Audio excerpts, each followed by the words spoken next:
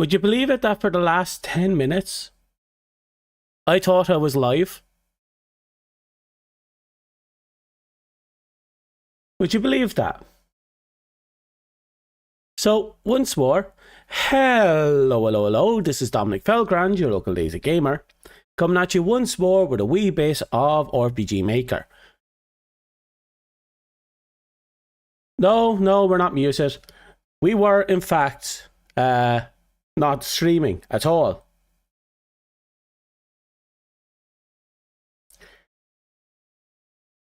You can't hear me?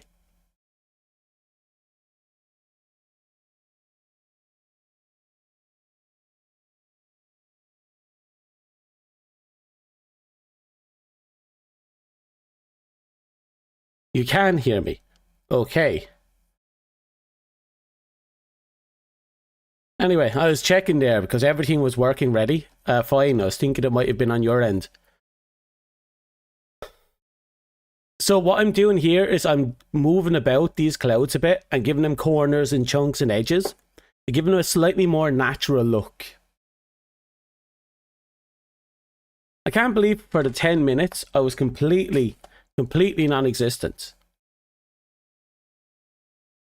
Well, I went as I suggested. We did a little bit of cleanup and that was it. And that's what we're going to be doing. I decided I'm going to use this map, but I'm going to make it so that it's more weird to look at.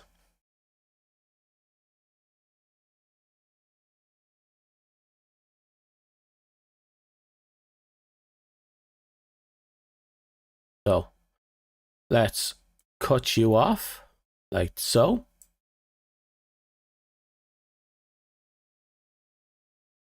Well, I'm back now, unfortunately.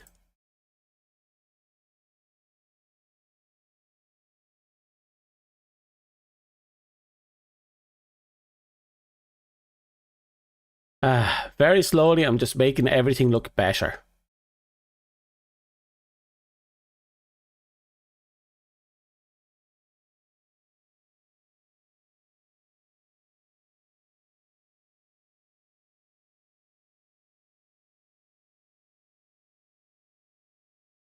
There.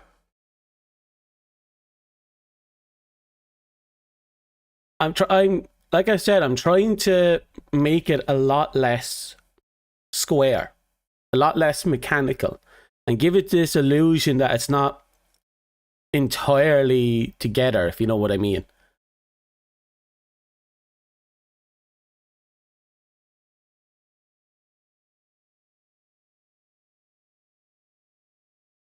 So there's going to be a lot of these little fluff clouds over here that are kind of just doing their thing. Like they're trying to be part of something, but they're not.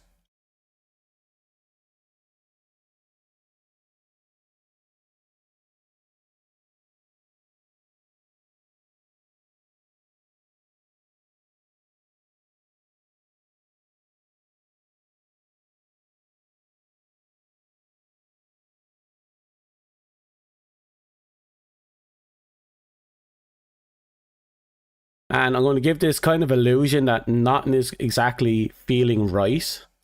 At least that's the hope. The hope is that nothing will feel right.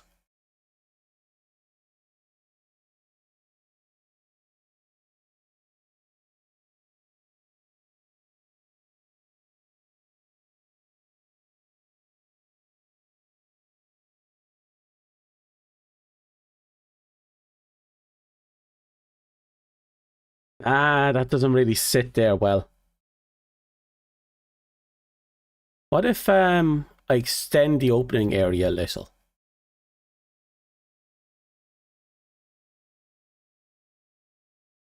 So let's see, what if I do this?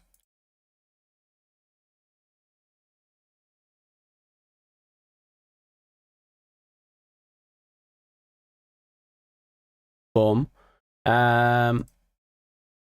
This makes it look a bit more uniform, but in a different way. We'll figure it out. It's all a matter of perspective, I suppose. So we'll put that here. No, we'll put that here.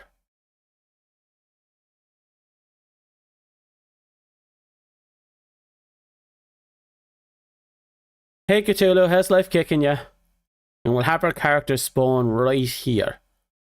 That way we can just walk straight up. Everything is kind of off center. There's a lot of left and right.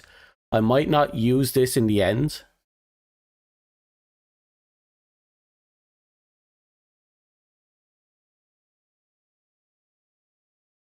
Put you here. Put you here. We'll grab you. Just everything is going to be slightly off-putting. Like, there's supposed to be some method to the madness, but the madness doesn't make any sense.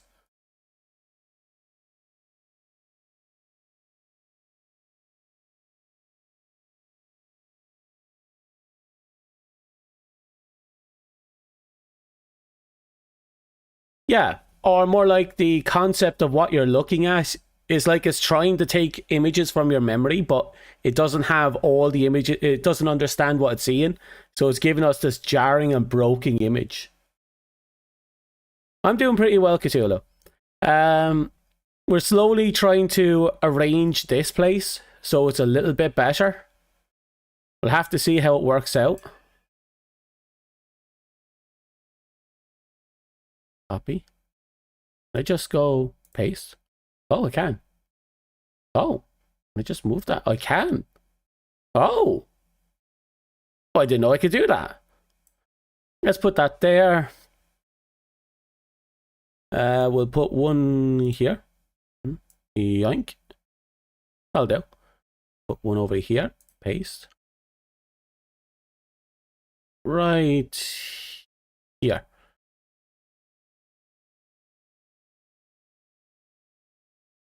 Paste this one down here. Yep. We'll do something over here in the base. And one more paste. And we bring this one over here to give it the illusion that it's falling apart, that it's breaking away. Yeah, that's good. One way of looking at it. There's this image of this kind of this illusion that it's falling apart. That's actually not a bad way of going about it, considering the context of what we're doing. And this is kind of a hurried realm, which is going to be very important to emphasize later.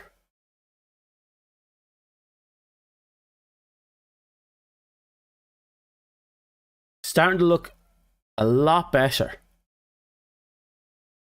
Which reminds me, we're going to have to set up this one. Let's see now.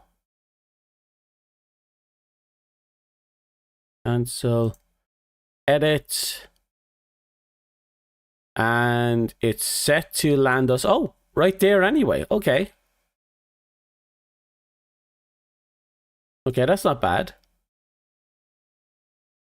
This is going to be very jarring, I imagine, for the player, because they went from the burning towns to a carriage to a forest area, and then bam, they're in the clouds. But it should work out if we can get the dialogue to work right, because we have to set up a cutscene here questioning how we ended up here and what's going on. Then we have to make our way in, figure out what's happening.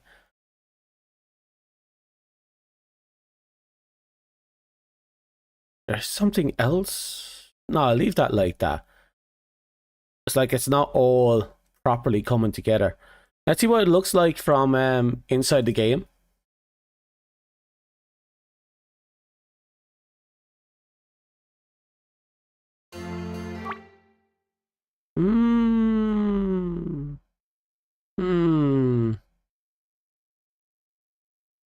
The thing on the left, the lamppost on the right isn't really sitting right. The thing on the left isn't sitting right. I'm not liking this archway. These work out well. Is there the illusion of, did they sit perfectly where they're supposed to be? Maybe if I removed or moved about the upper part, tighten it up a little bit, I can center them. If I center them, they might look right. They might look better.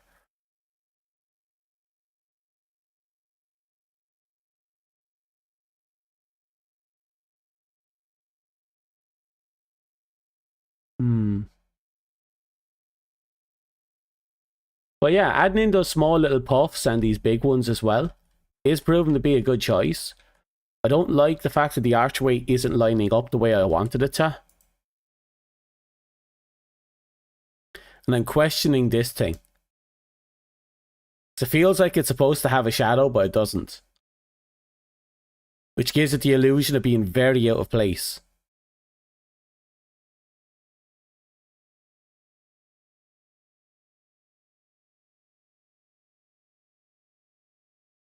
True. But it just also just doesn't feel like it's supposed to sit there. What if I replaced it?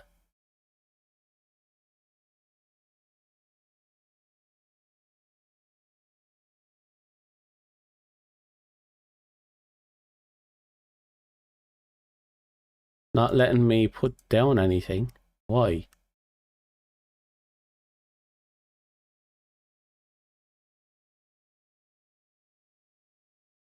Oh, I have the select tool up, that's why.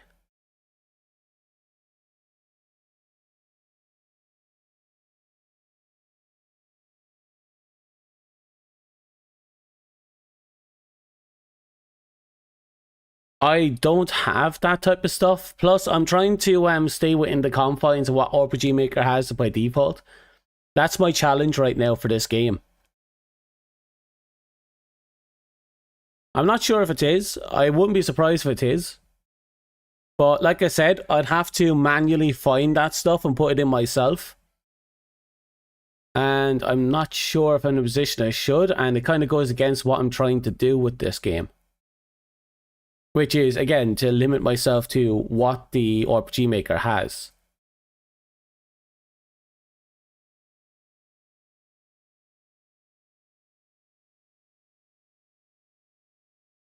That'll do better there.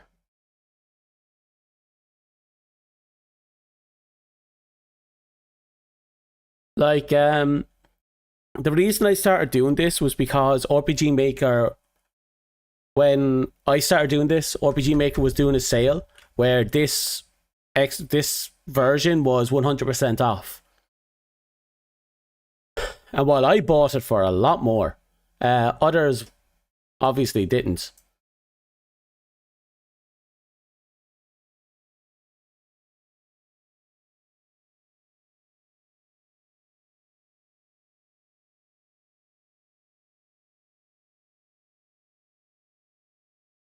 Would that do? No, we'll make it closer to that. Okay. Still gives that illusion of an imaginary line right here that I don't like. But we'll work. We'll just deal with it.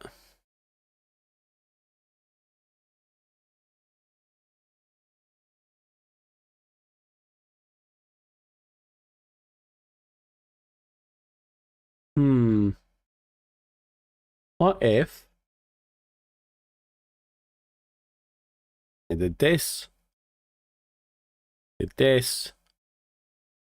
and I did this? The cloud is smaller. It's now centered. This is pushing upwards. That looks a lot better to me.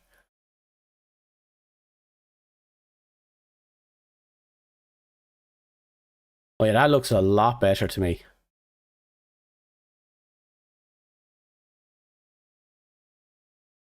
I'm still not sure about this. But like I said earlier, we can just, if we want to, replace it because this thing doesn't really fit the location. Oh, that fits that better. Are you talking about that really old MiHoYo game that they created back when they were like an indie group of 3 or 4 people?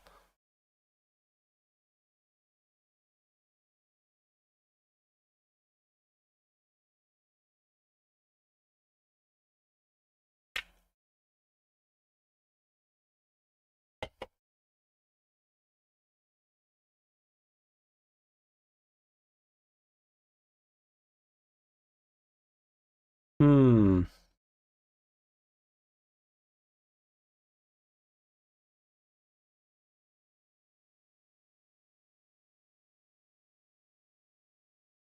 What if I gave the landing point a panel like this? Go back to 2. Boom. There's the landing point.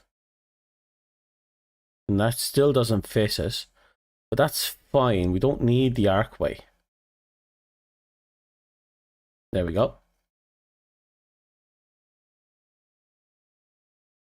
Oh, then I'm pretty sure we're thinking of a different game. No, I don't think I have. It's very rare for me to play RPG Maker games these days. Funny enough. Then again, I think I have played one a while back. Like a while back. Hard to tell sometimes. Like the artwork is obvious, but some people overhaul the artwork and they completely change the system. So it's not just your traditional RPG. Usually it's just story oriented. No combat whatsoever. A lot of running away from things, a lot of dying to things. Instant death scenarios, if you will. Like Ghost Party, I believe it was called.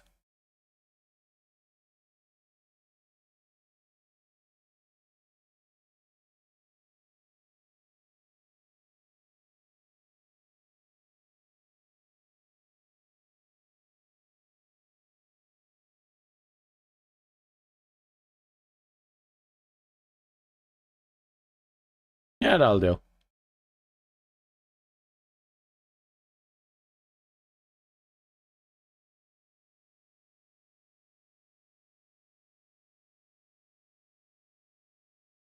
There we go.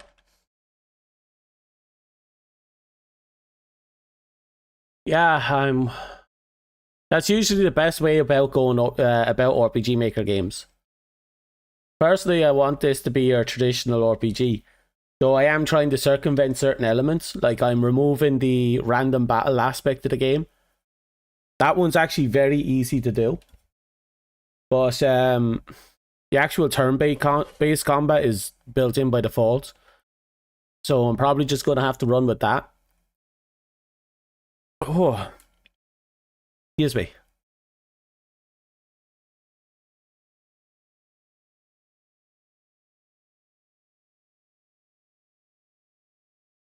I get this feeling like there's supposed to be a little more.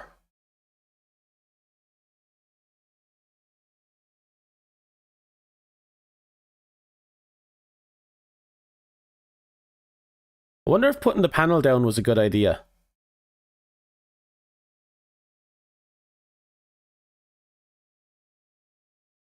Let's see what it looks like.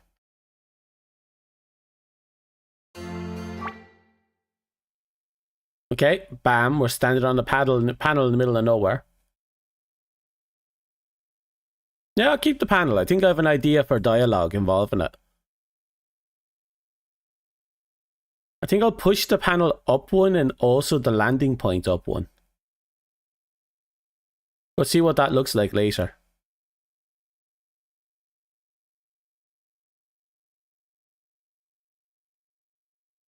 Yeah, that's not bad.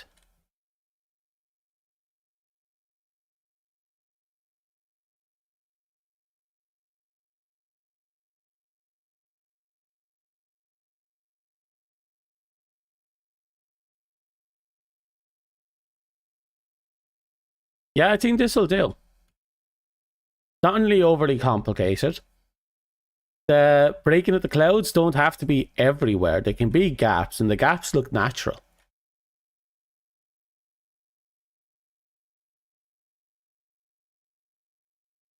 Okay. I think that's fine for the outside. We'd have to create dialogue for that later, but we're going to have to do an inside the temple to talk to this so-called god. So, once more.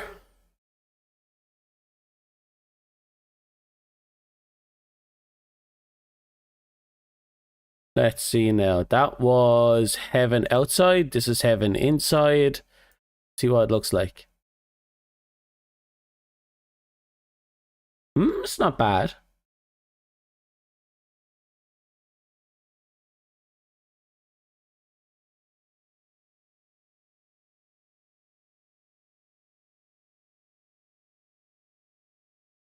I don't know, I vaguely remember hearing about To the Moon cropping up every now and again, but I never actually looked into it. So I can't say for certain whether or not it's good or not, because obviously I haven't played it. But it does sound interesting.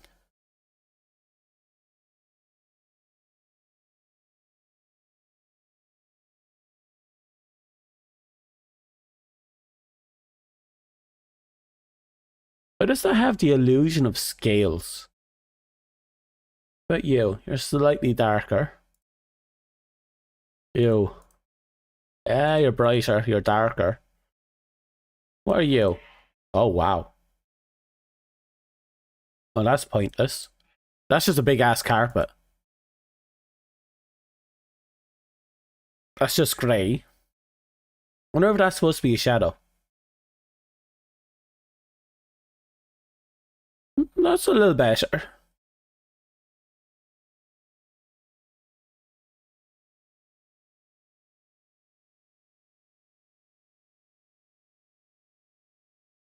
Uh,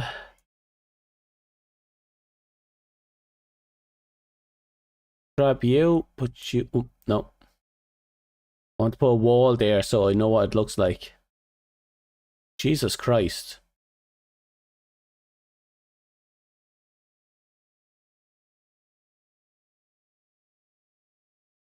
Okay, that's not bad. That gives the fourth dimension that we're looking for. It also kind of justifies the tile, but Jesus Christ, if you move your head, the tiles pixelate. And I'm not talking about the screen pixelating, I mean my eyes pixelate. Holy shit. That can all be fixed fairly easily. For example, I grab you.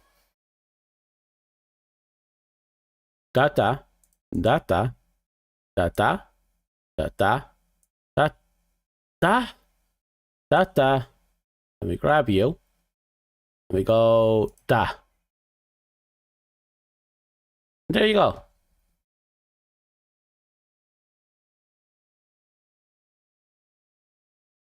What kind of aesthetic or theme would the other gods have?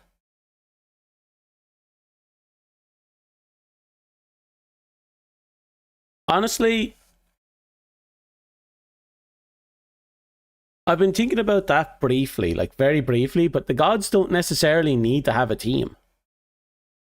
They could be independent to their own existence, following their own logic and course because they're gods. They're selfish like that.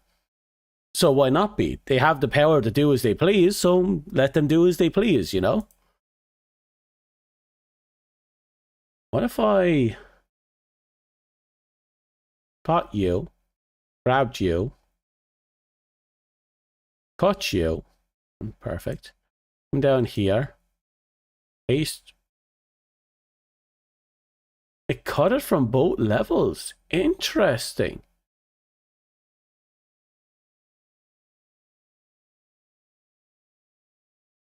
Copy. Is it possible to like move that down a level? No. Paste. Interesting. So I can't just do it like that.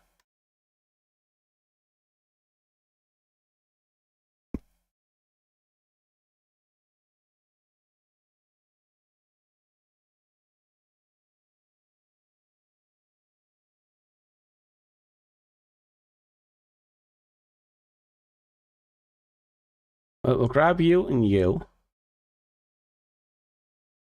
Like, thematically speaking, the gods could look like demons, they look like humans, they can look like a race that they represent. It doesn't necessarily have to follow any particular logic, you know?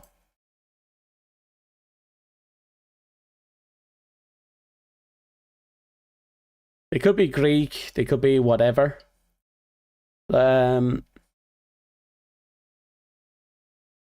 I think the more human looking ones might be more vain, especially that goddess we're talking about and specifically. But they could also be... They could also approach things differently. It doesn't have to be humans that understand if aesthetics are pleasing. For all I know... Yeah, that's God. And that's one way of approaching this. Like, God thinks being a tree is a potted plant is somehow the greatest form of beauty. The god looks like a potted plant. That's like the god of harvest. Like, that was one of the thoughts I had. They don't have to follow a mortal's conception of beauty or aesthetics. And they probably shouldn't when you think about it.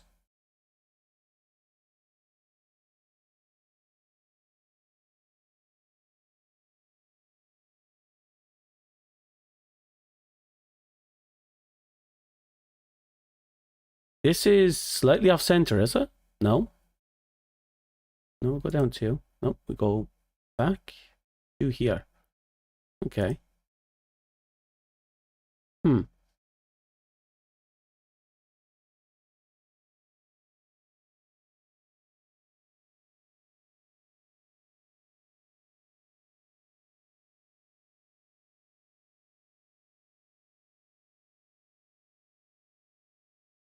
I'm also trying to figure out whether or not the gods are born to fulfill a specific role, or if they come into existence for a different reason, or if they're just like other creatures where two gods get together, they do the magical nonsense, nasty, and then pop, another god comes out. I haven't decided on that, and I don't think I need to.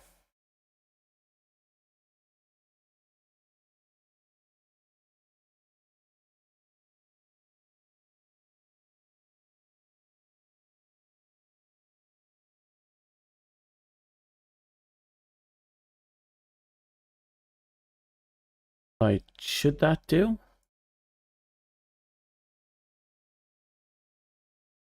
Yeah, that's about center, I think.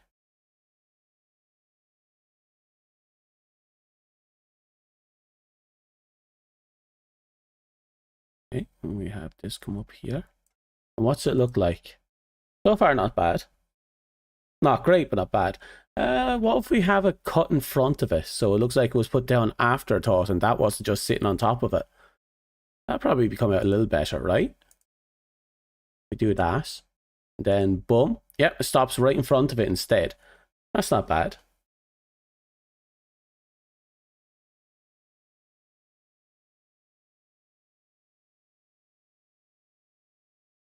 How do I make this look interesting? But you. No, what about you? No, what about you? What if I put you here? You here? You here? Here? Oh, no. Back one. There. One here. One here. They're roughly about the same distance away from each other. That maybe for this one. 1, 2, 3. 1, 2. Yeah, they're not completely the same. Should I move everything? I might have to move everything over one space.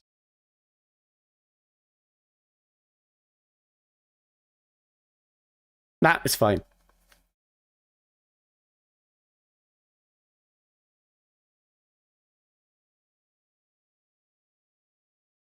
What if instead, grab you? No, grab you. We just delete this one and this one. We just acknowledge that there's some on the far end, there's two here, and we leave it at that. That should do, right?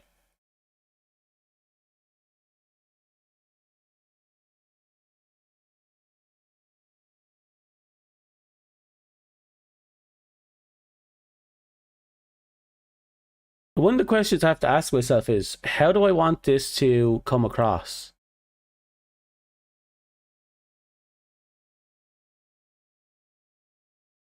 Put you here, you here, you here, and you here. Grab you. 1, 2, 3. That doesn't come off right. How about you? 1, 2. You connect properly, actually. Why are you always off? Yeah, you're just off. That's disgusting, actually.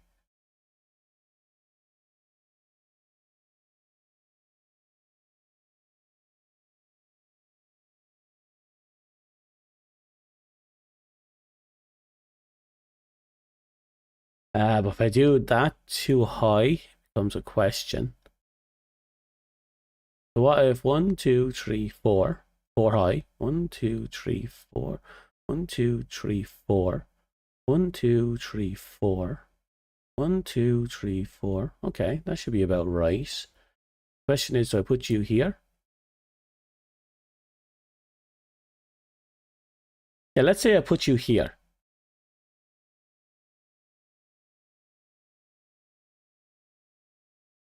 Yeah, that's not the worst idea.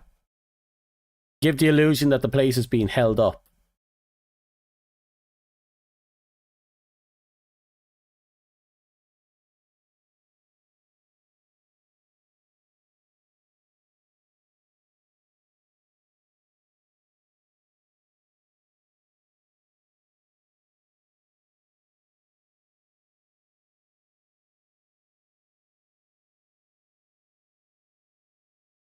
Anyway, well, I've been asking you if there's any news, but 2, 1, 2.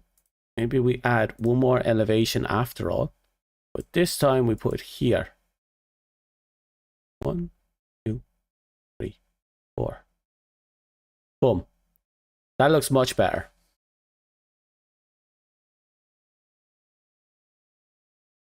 Yeah, that looks a lot better.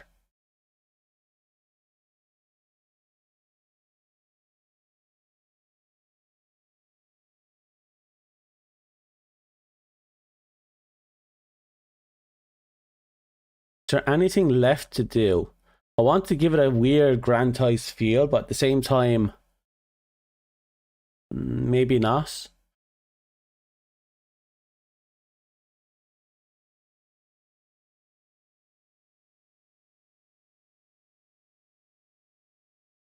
You run on a very low amount of sleep. That's a pity.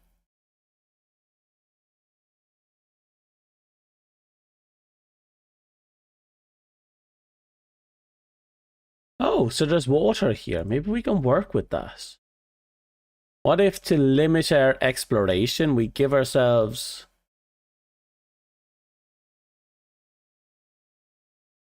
a stretch of water here? Would that work out? Don't know. It doesn't really feel nice. Unless do something interesting.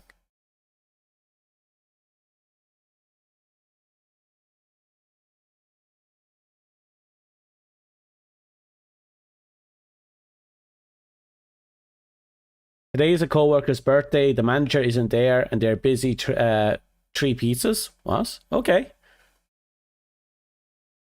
Oh, buying 3 pizzas. Okay. Well, no, that sounds like it's going to be a little bit of fun, doesn't it?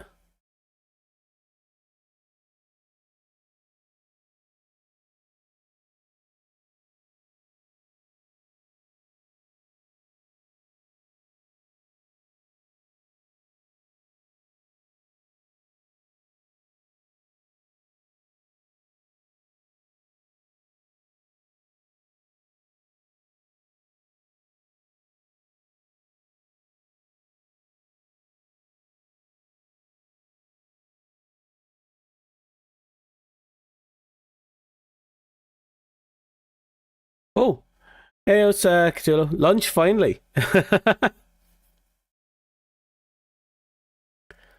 Okay, water on the left side. Can we enter that water? We're going to find out. I want to see if it's actually justified to have that water there. Oh, right, we don't have a connector here. What about here? Okay.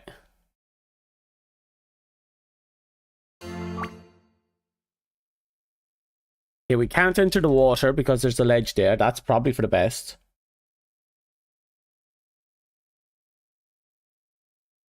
But I have the water over here. What type of god am I dealing with?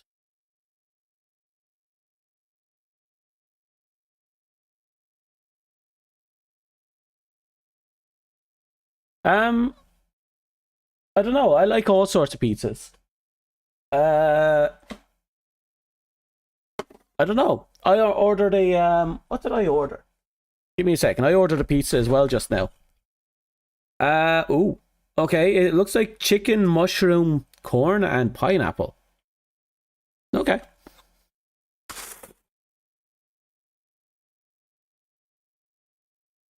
Uh, mm, mm. Pizza. Pizza's good.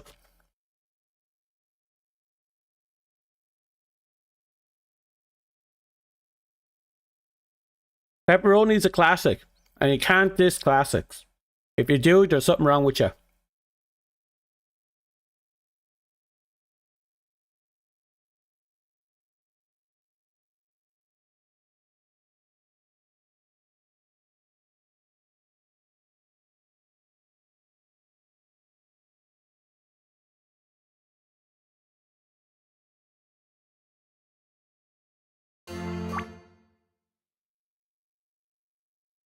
Hmm.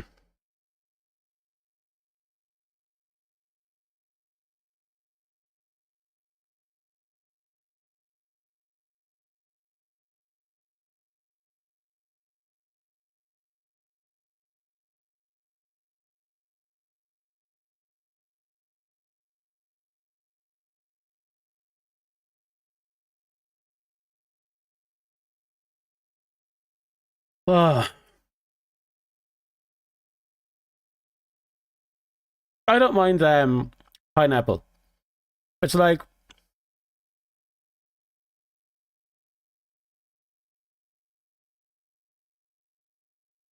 spicy's definitely the way to go. Like, I don't dislike pineapple on pizza, but I don't really care, you know? It's like it does its job, it tastes okay.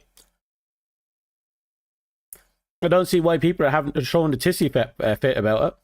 Now, if you said something like broccoli on pizza, I might agree. Or cauliflower. God, cauliflower on pizza sounds horrible. But that's still personal preference.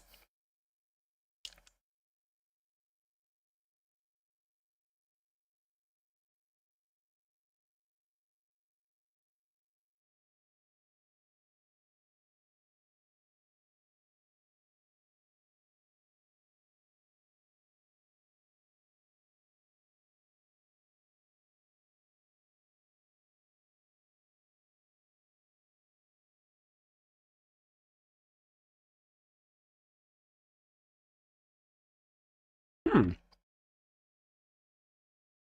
this might work. Did I accidentally delete it? That's there. I should be sitting on top of that. So why is it being absorbed by the floor beneath us? That's weird.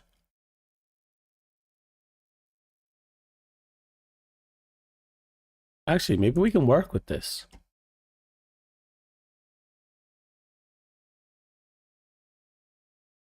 No, no, no. Maybe we shouldn't.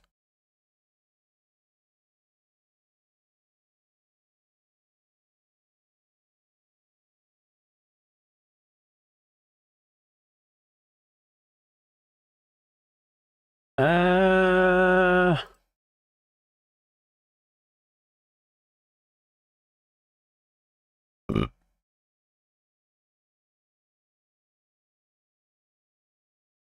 Actually, I should give you some background music as well while we're doing this.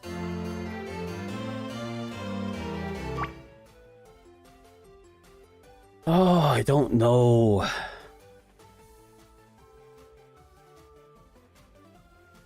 Feels like nothing I choose here feels right for this one section.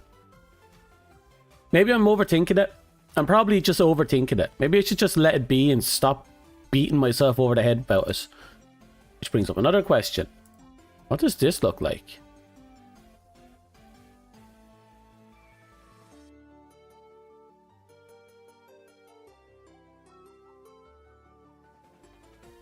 Interesting.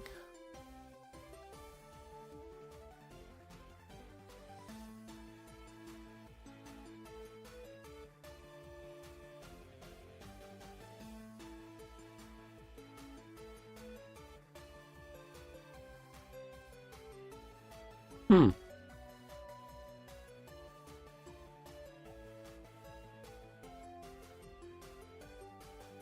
And how can I justify this appearance?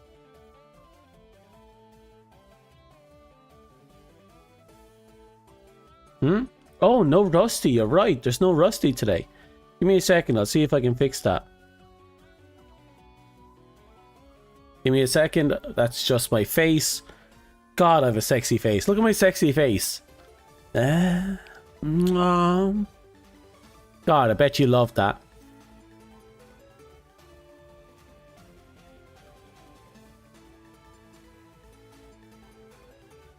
That should pop out on the right side of my screen. I'm going to have to refix it so it pops out or shows up for ye. Come on. Where are you? Why did you bugger up? Oh, no. Wait. Wait. Wait. You can do it. You can do it, Potato Chan. Ah! Okay. That.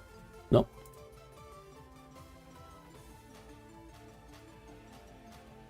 Okay, that should do.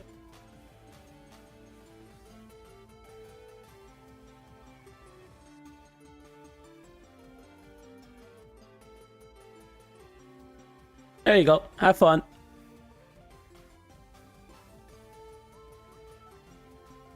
Why do I have 2 BGMs on?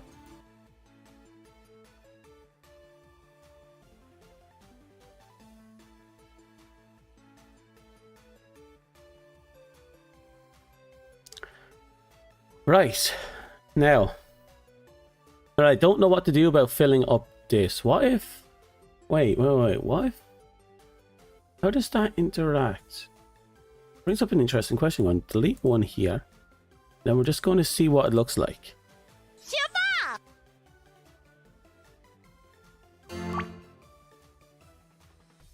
Look at that. It just deletes everything. Absolutely nothing is there.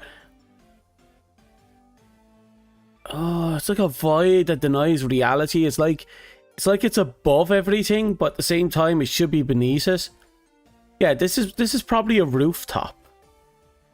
This is probably supposed to be a rooftop that we're trying to use as something else. Because look, this comes down, and then there's a cut here from this being over it, and then this is like a hole in the roof where we can see the base. This is a rooftop.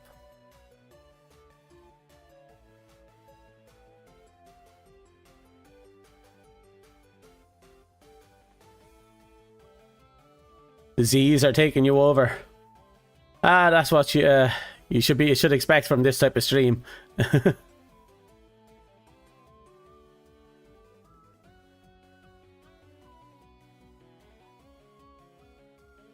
Use this one here. Delete that. Put you here. Grab you again.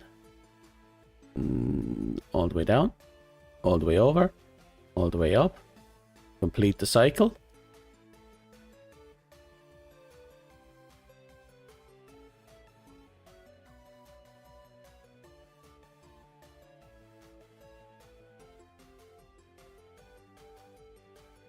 Okay.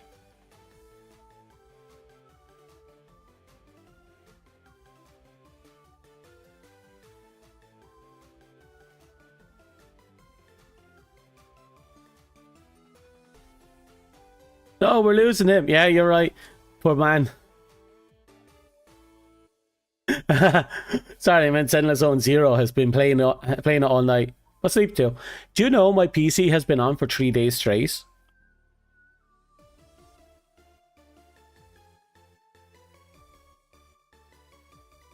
That aside, yes, Zenless Zone Zero. I hear it's really fun and sarcastic and kind of bouncy and animated. So a lot of people have been having a lot of fun with it.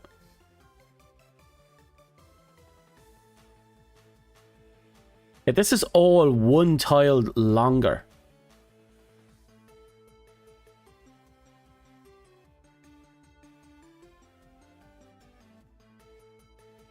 And we can't reduce it below 20. It's fine. It's fine.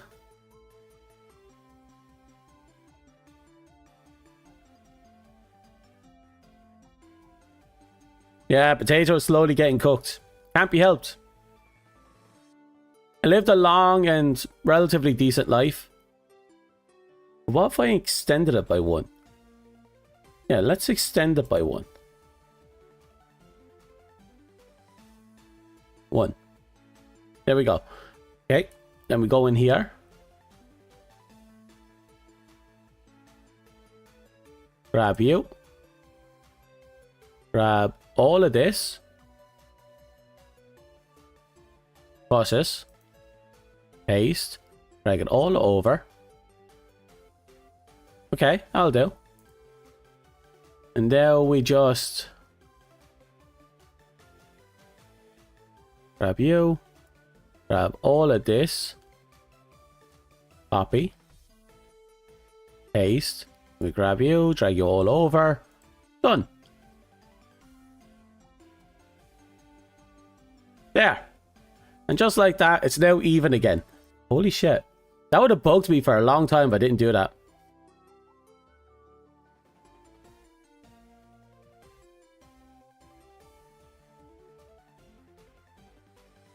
Where is it? Here we go. Thumb. Thumb. And then we'll delete the other 2 here.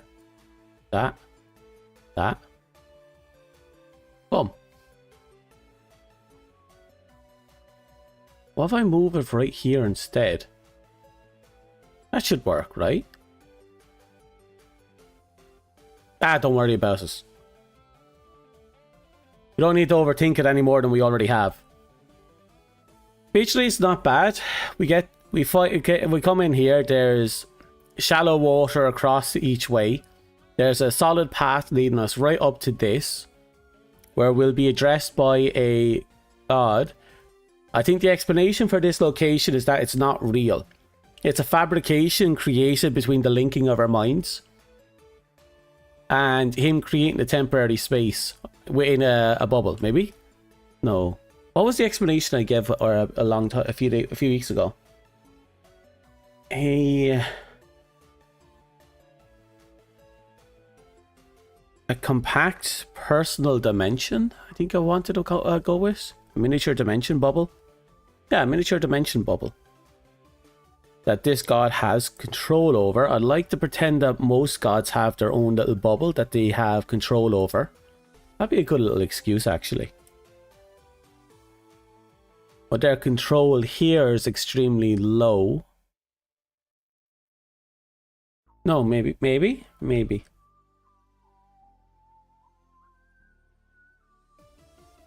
We could say that they tried to create a world that's, what is it? Based on what the user's familiar with, but it's limited to the experiences of the god.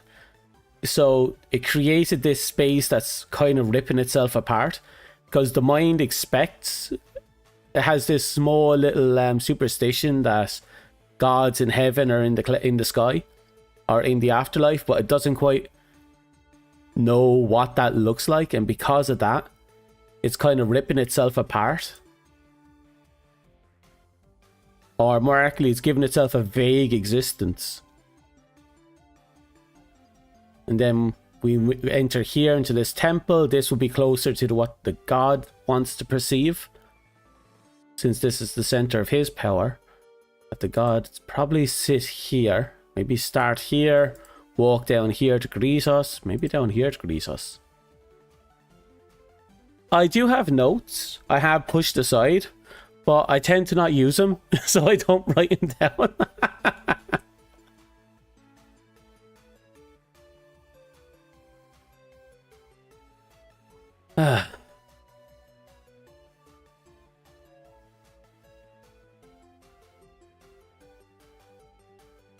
Yeah, that should do.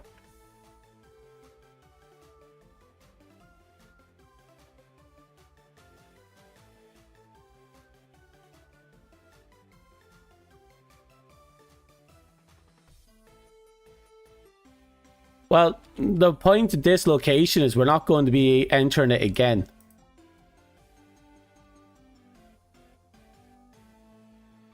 We're not, maybe, like, we're trying to justify all this, but the truth is, it doesn't really need an answer.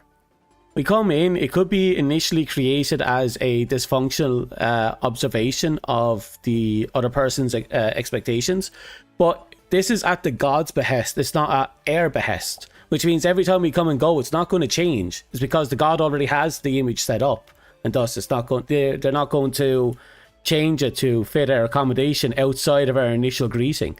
If anything, them erasing the world to create one more akin to what they desire after the initial greeting is probably more on point. But that's assuming they even care to maintain this bubble dimension outside of this initial greeting.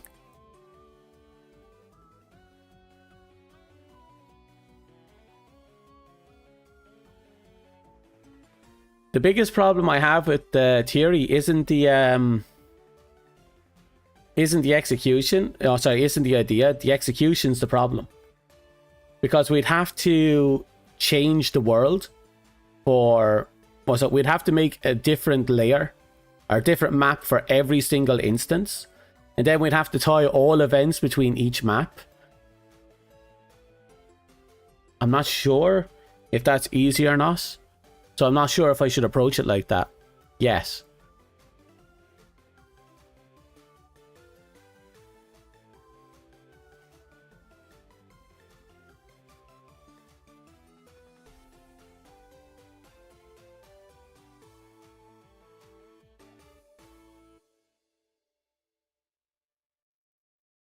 Again, if I was to do that, it would have to be... The dimensional bubble would have to be at the player's behest, not the god's.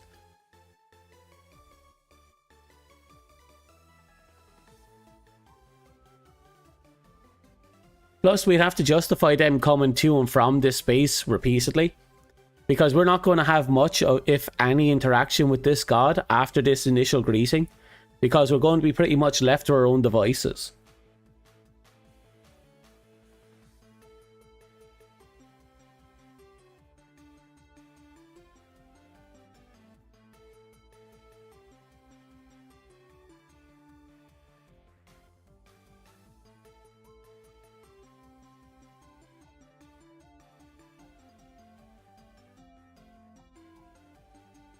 So a lot of this is kind of shooting in the face of expectations, because this is where we kind of have a problem, right, with the story. We have no reason to do anything that this god wants us to do. And we have no reason to do anything that happens after this. Instead, this god has to convince us that the possibility of doing what he wants is in our benefit.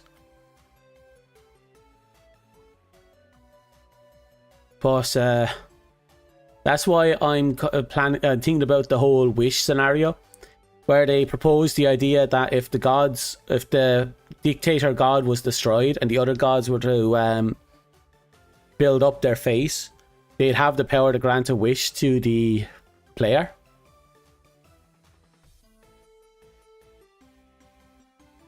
Oh, you ran out of Monster. Yeah. That fucking sucks. I'm not drinking Monster today. I have like a crate of cans of Pepsi, and I have one can of Coke here in my hand.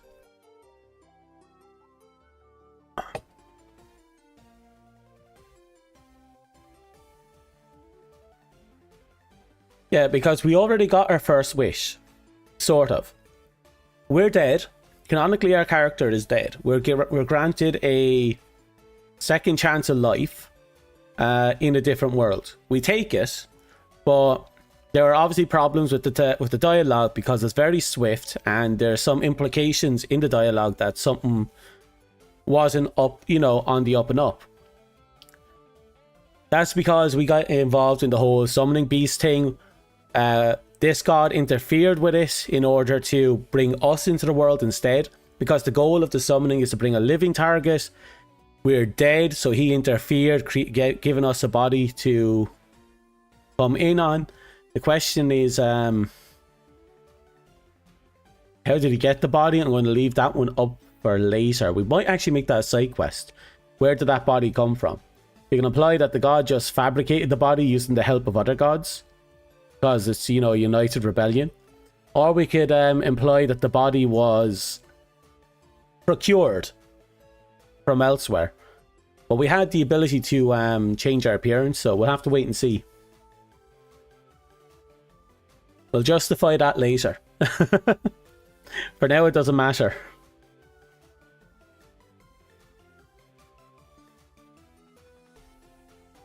Okay. We have managed to create 2 spaces.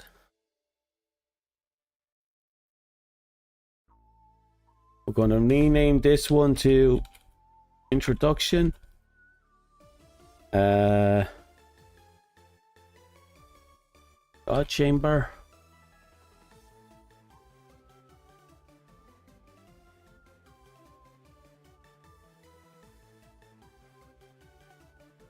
Right, should I have this pull back down here by 1 and let this swim back here?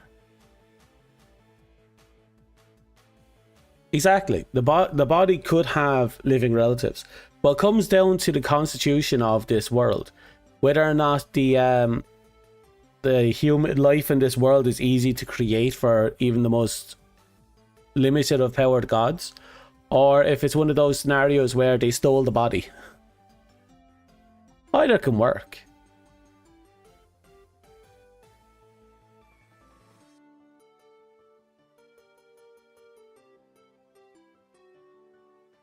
So I'm thinking I'll move you down 1 right here. That'll do. We'll delete this upper row here. Perfect. Then we'll go down here. We'll connect the 2 rivers, 2 areas right here.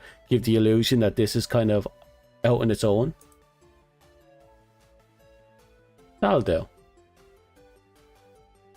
That'll do. That looks a little bit more watery, and like this is kind of just there.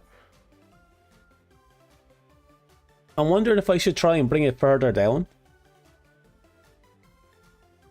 But for now, this kind of just lines up here, which isn't bad, but at the same time, it kind of gives the look that it's nestled between 2 things and there's this uniformed look. If I bring it down, it kind of breaks the look, and that might be for the better. We'll worry about it later, because as it stands, this is fine as is.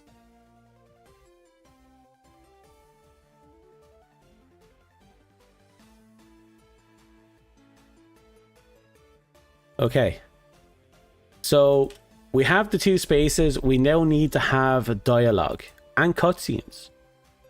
So we're going to start up here.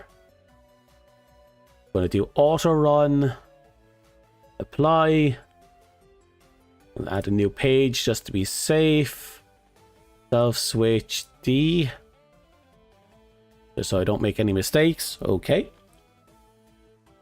So we arrive right... Okay, give me a second. We arrive right here.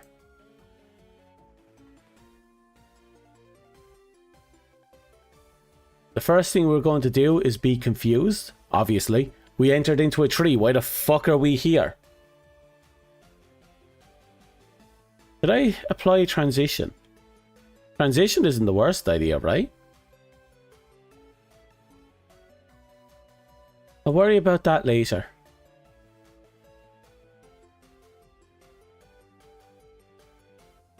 Right. First things first. We should set a wait of 20 seconds. Followed by a show animation player question. Okay. Apply.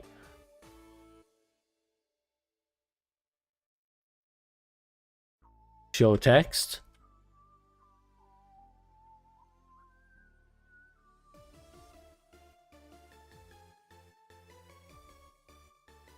Where the hell? Apply. We'll add a insert. Wait for another edit. We'll make that just a measly 8. Okay. Apply. Okay. Now let's see what that looks like.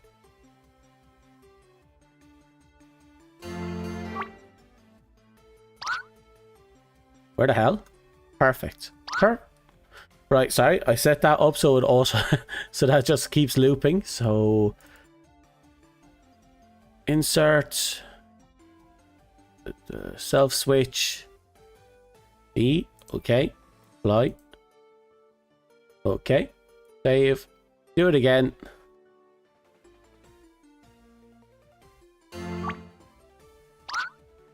Where the hell? Okay, yeah, perfect. The switch, self switch works. Right.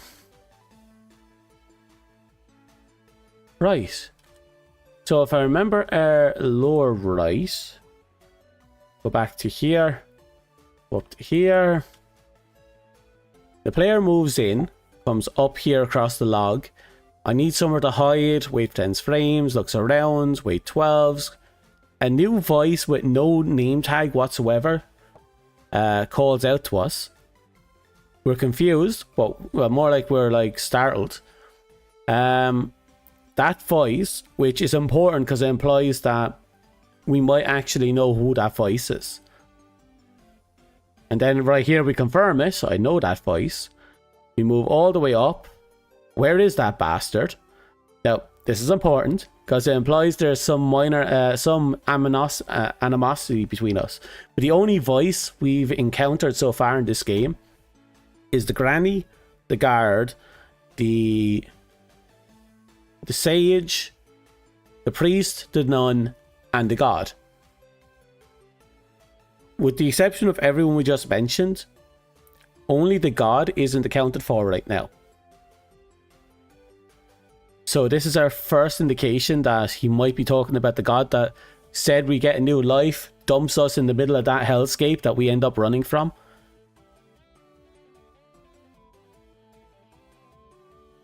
And look, where is that bastard? And then there's the passive aggressive counter. Shut it and get in the tree. Okay, the tree hole appears. I found tracks leading this way. This is the guard speaking. Responds with fuck that. Goes into the tree by moving up 3 frames and then we swap. Okay, okay, that's fine.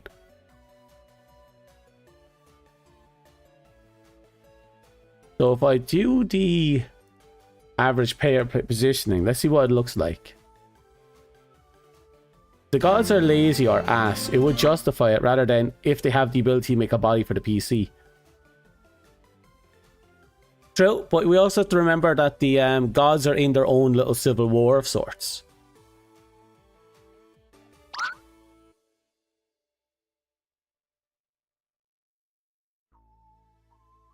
Where is that bastard? Shut it and get in the tree. Found tracks leading this way. Fuck that. And we go in. And we end up here. Where the hell? Perfect. That should actually do.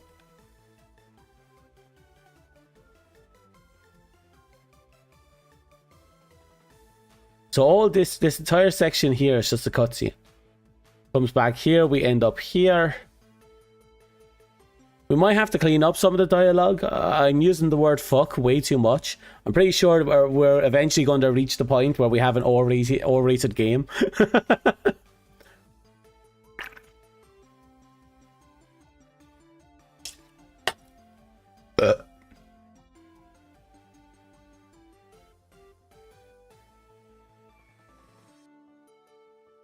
Okay.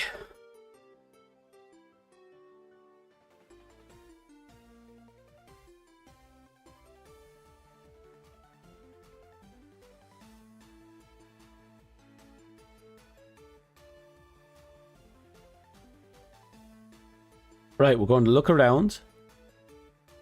Turn left. Turn right. Turn up. Wait 8 frames. Okay.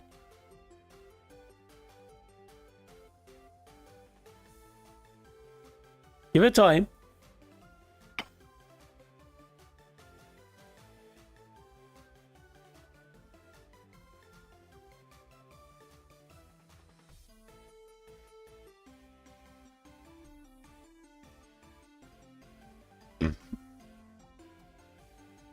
Why the F? Well, so what the F? Who the F? Why the F? Where the F? Exactly.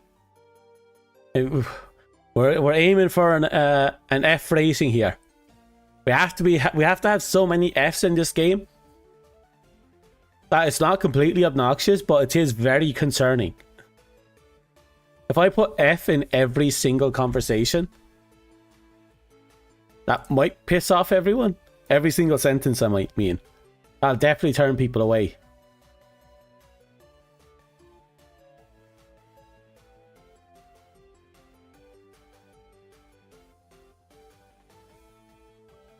Cancel. Go back to the tree space. Over here.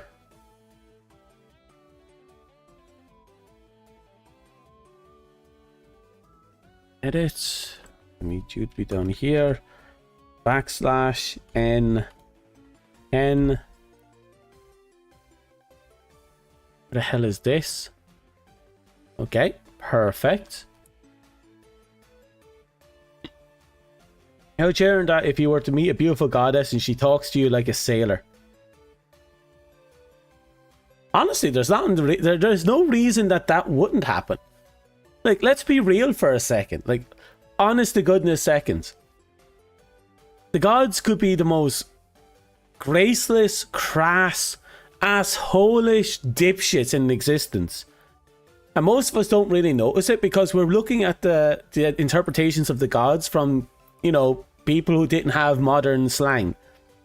Now imagine if the gods were made by modern people. Like, modern people who really dislike the gods. The gods would be screaming profanities every left, right, and center. There'd be so many dicks helicoptering in the air. It'd be unnatural. I know there's a certain reverence from our imaginations of him, but imagine if it was a spiteful prick.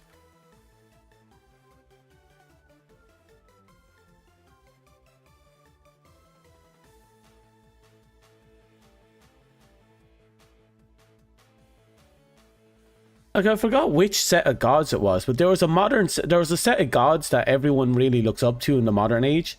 They were they were bastardization of a different set of gods. Just can't remember which ones were which. And look at the Greek gods. Like, really look at them. Zeus is a fucking whore. Like, Zeus is a next level whore. And fucking Aphrodite is the most vain, shallow, low self-esteem, poor confidence, heavily jealous, absolute disgusting fuckwit of a goddess. But she's pretty, so, you know, people let her get away with not a lot of nonsense.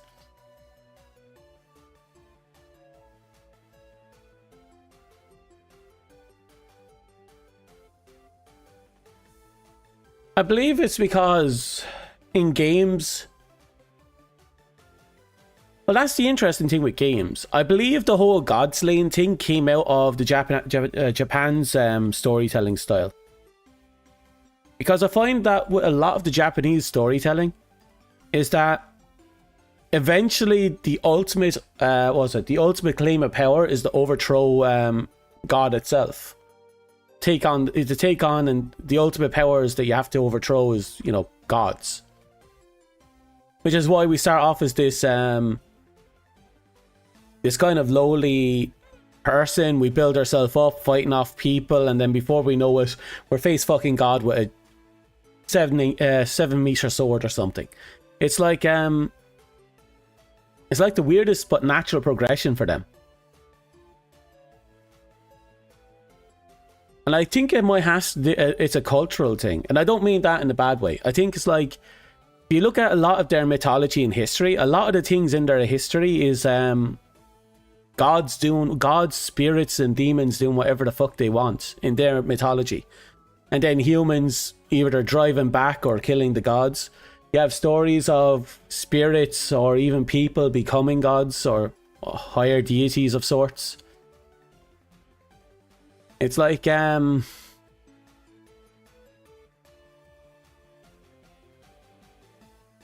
It's not like over here in the West where the gods are above everything and humanity is just this helpless nothing beneath the crushing reality of a or multiple gods.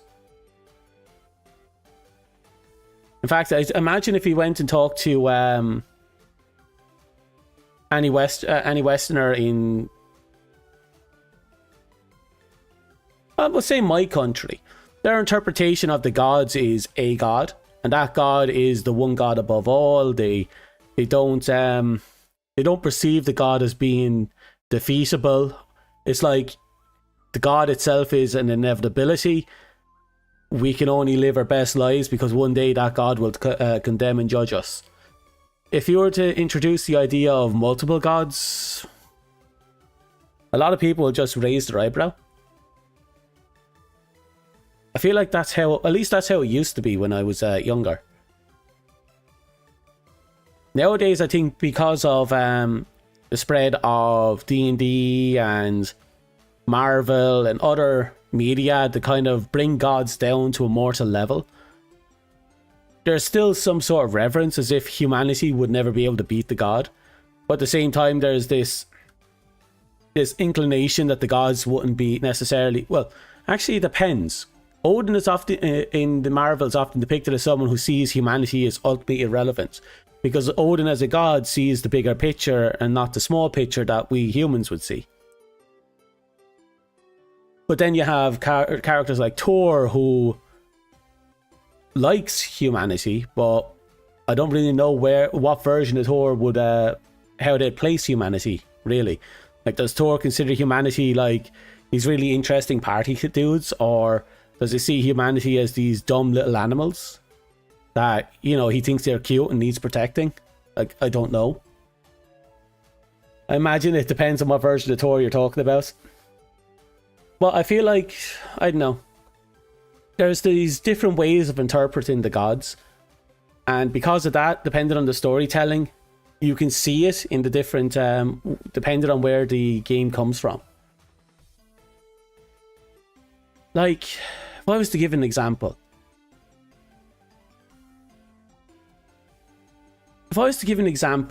of a Western game that deals with gods, I can't think of any.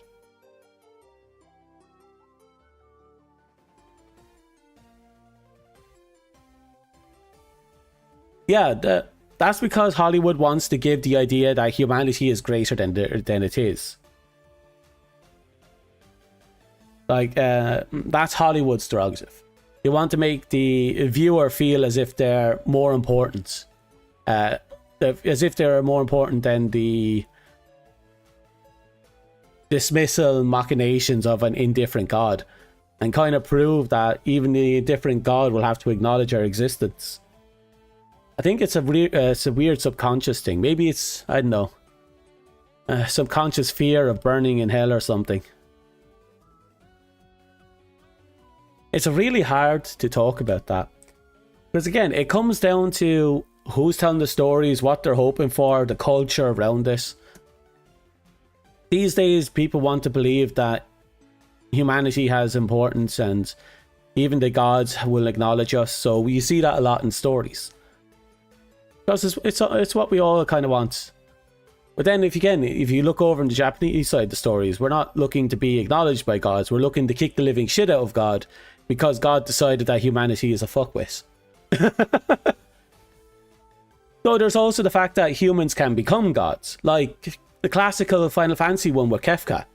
Kefka was a mortal who slaughtered his way across the continent. Absolutely terrifying existence. And then he rips his soul in two to become some evil badass that you had to kill. And then you had to go climb the stairway to heaven in order to kill Kafka, who became God of Heaven. Then you had to dig yourself into hell to kill Kafka, who became Satan. Like, it's kind of extreme. Japanese storytelling involving the gods is a bit extreme.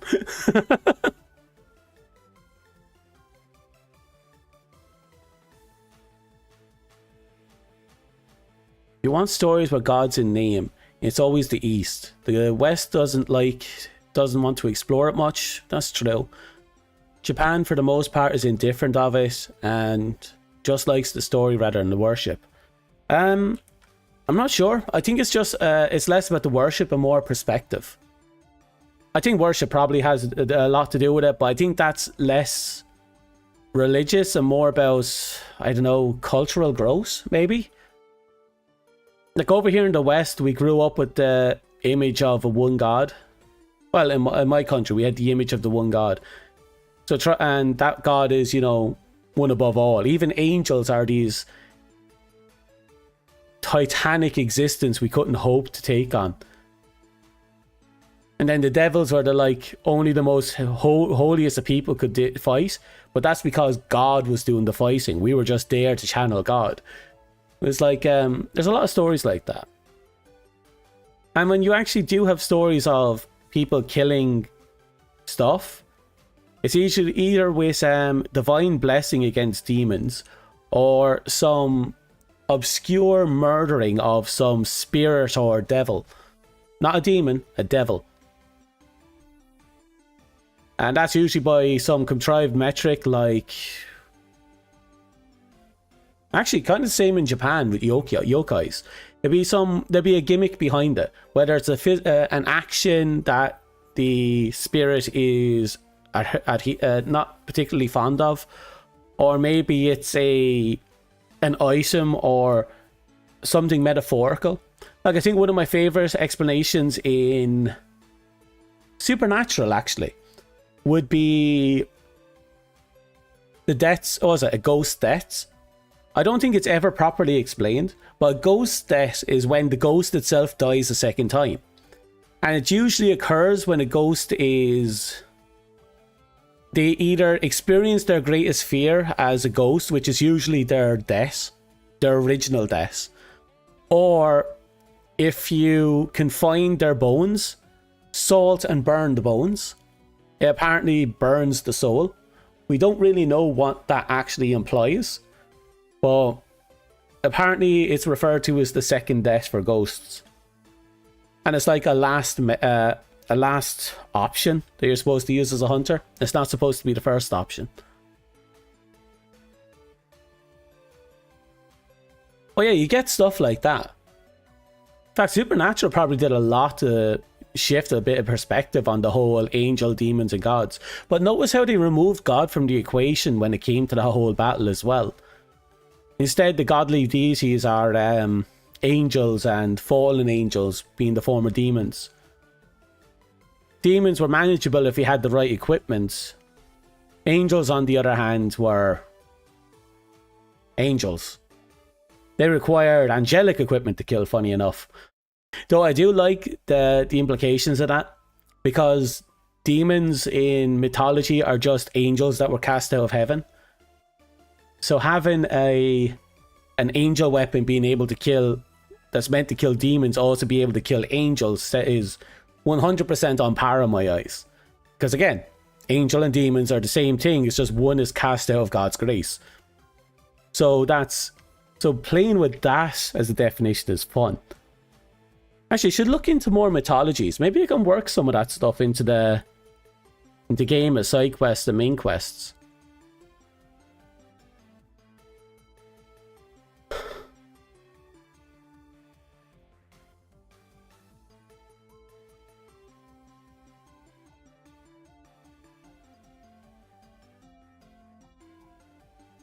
Why am I here again?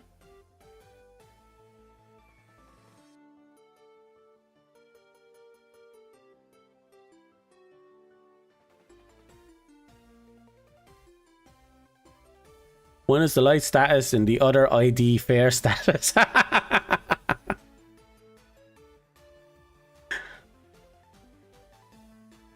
Ah. True.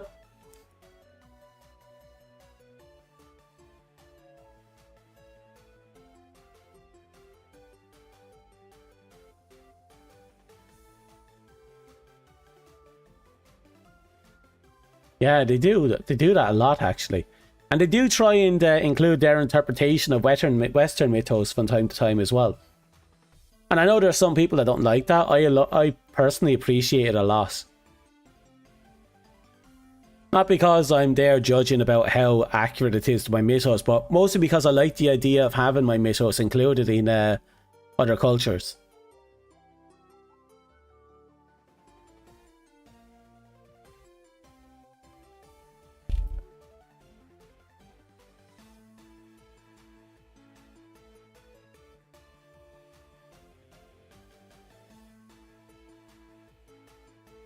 Like, I appreciate the Fate series for taking Diarmid and Cuchulainn. So I'm going to have to look up that information again. Because one of the things they don't tell you in history class or whatever classes teaches you the myth surrounding your characters is that they're only one version of the myth. Like, no, that is only one version of the myth. I explained it with the King Arthur book that came out a while ago. It has this massive epic telling of King Arthur from beginning to end, the legend of King Arthur. But what a lot of people didn't know is that wasn't the story of King Arthur. That was just the latest and largest variation of hundreds of thousands of varied interpretations of the story of King Arthur. And all the stories of King Arthur were just small snippets of little bits of legends, most of which don't mesh, because it's just individual word of mouth legends passed around in specific regions. Like in my case with Cuchulainn, I could tell you of maybe 6 deaths. There's maybe 6 deaths of Cuchulainn I know. And I know of 2 images for a spear. Technically 3. The Gay Berg. Now, the problem with the Gay Berg image is that a lot of people imagine this spear with this many-headed golden nonsense on the tip. That wasn't the version I grew up with. The one I grew up with was this massive pike. Its description was a big, heavy, hard-to-use weapon that couldn't be thrown. A solid, singular entity. No spearhead at all. It's just a pointed tip. And that's a pike. And that 100% suits the story, because no one at that point in time would know what a pike looks like. So yeah, I love that version of it, especially the description of it. What no one tells you about the Cuchulainn spear is how it kills people. Cuchulainn's spear has a special gimmick to it. And I think some people have heard about it, where actually maybe the Fate series went into it for a bit. But if you use a special throwing technique that only like 4 people in the mythos knows about, all of which die, by the way, except for 1.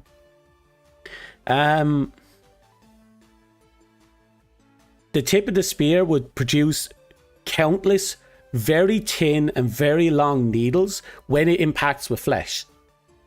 This means that once he throws the spear and it hits you in the chest, countless needles will spread out into your chest, locking you in place. And then the worst part is they won't retract. So long as there's flesh on the needles, they won't retract, forcing you to cut the spearhead out of the body. Which obviously means the person's going to die because they're going to have a colossal hole in their chest. So,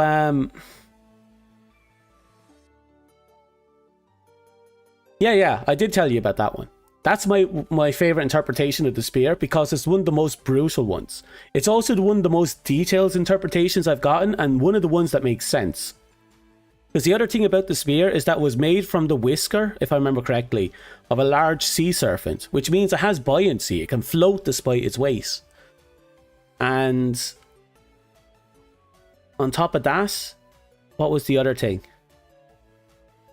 Yeah, it was literally probably the most easy to explain use of the spearhead, because every description is more or less the same of how that weapon works. But then there's this one weird question: how the hell does this weird weird multi-headed trident interpretation of the spear function the way they say it functions? It's like it's a complete fucking mess. It's like it's a transforming hook claw thingy.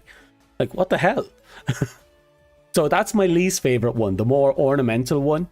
Mostly because it's just a spear with a weird, disgustingly designed head. So I really like the one that's just a big ass animal whisker that just produces death when it touches flesh. Because it makes sense from a biological standpoint that this massive creature that hunts might actually be able to do it with these whiskers. Or was it a bone? Well, we'll say whisker. By just impaling the thing, it spikes him, and then it brings it over and pulls it, eats it off the whisker, and then the spikes retract. It's like, that is an awesome imagery that you can get for a monster, and you got it from the description of a fucking spear. That's awesome. There's a YouTuber I watch, he breaks down such things in games like Majora's Mask using a Hindi 4-god for the cardinal points. Nice. Images interpretations change over time. The more it talks about, I like the more it talks about, I like the one you describe. Yeah, you're right. The interpretations do shift, and it is region to region. Like I said before, I could probably tell you 6 different ways in which Cuchulainn died. But they're all just different interpretations of the mythos. But at some point before the internet, when we were writing our history books, a group of people decided we needed one common history for Cuchulainn that needs to be written into our history books. Because if we didn't do that, we just have a lot of broken, personalized interpretations per history book. There wouldn't be anything unilateral, and it'd be really hard to run a test on that type of stuff if no one has the same answers, you know? So one history was decided, and then they just went with it. I don't even know what that one history is anymore, just because I've been hearing so many different interpretations of my use. I ended up just sticking with that.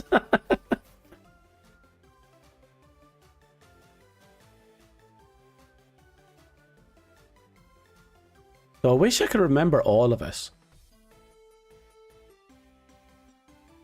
I think the earliest memory I have of Cuchulainn is him killing a dog with a Hurley and a Slitter while on his way to a meeting at the Elder's house. He was a kid at the time. And I don't remember how that went down.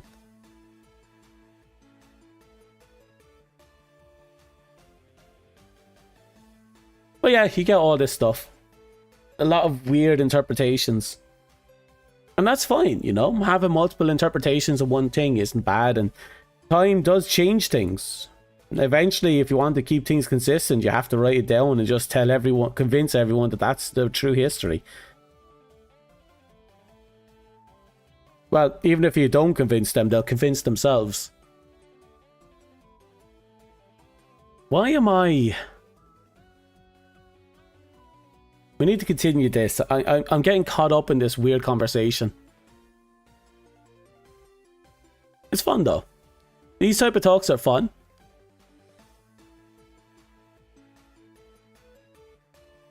So in an effort to make a single interpretation, write it down in history, somehow people still have their own interpretations. Well, I suppose a lot of that comes down to... We learn these things in our youths, but then we forget them as we don't need them anymore, and then we kind of remember them in a broken state. I imagine that's it. But in my case, I learned these variations before I learned the full history, the one history. And because I learned all those variations, I had them in mind.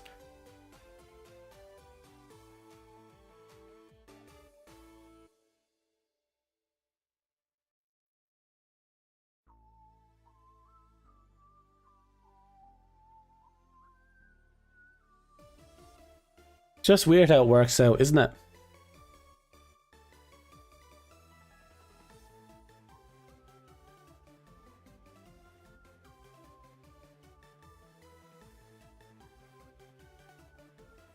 Okay, what we need Weighted frames.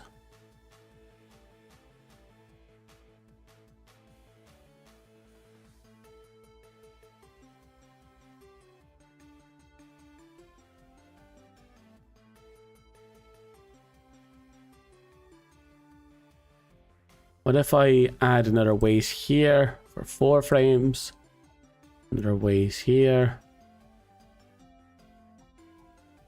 4 frames. We delete this weight for 8. And then we insert a manual weight for 8.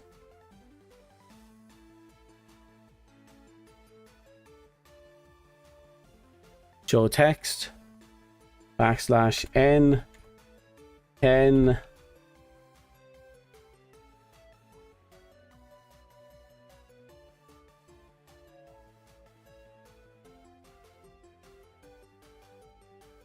more coffee sounds good, doesn't it? Let's see, we only need to really justify giving control of our player and having them move forward, and once they get here they move in. Okay.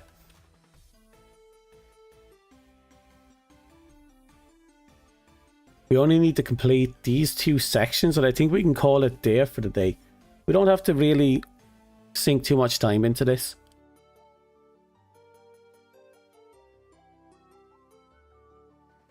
Let's see now.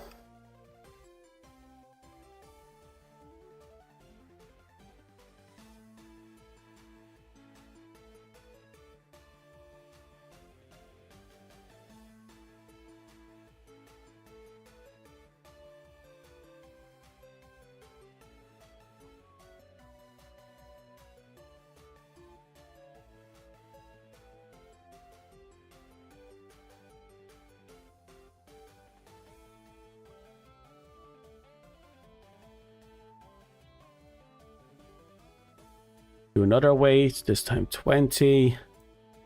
We insert more text.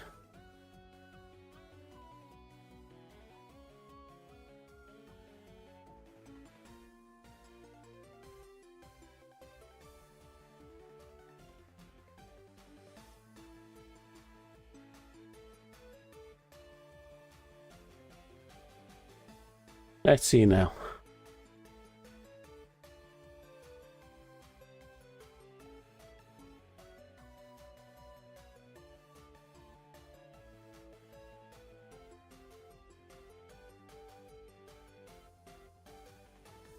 Damn it.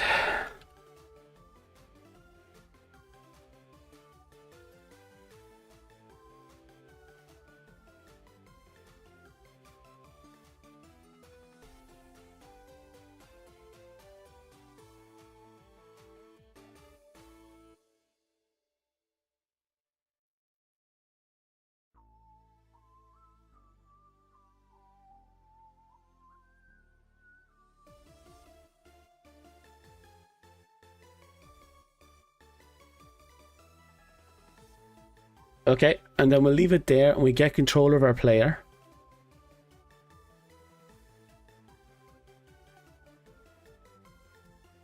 And then we get a confusion. So we go here, we go over there. Pretty sure, can we go into that? Let's see what it looks like now that we have everything.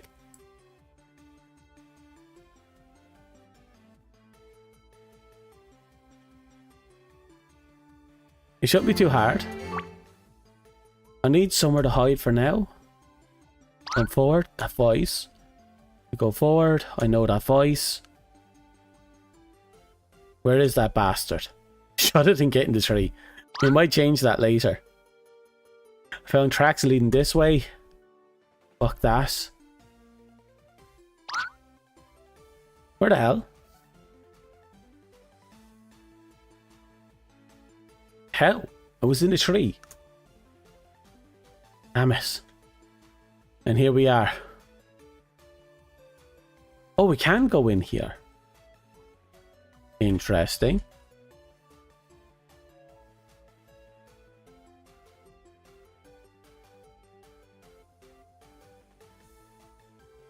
Maybe I can just explain that It's not that it's a his interpretation of the world. It's just the guy was really bad at building stuff. Just got lazy and left it all there. That could be one interesting little answer.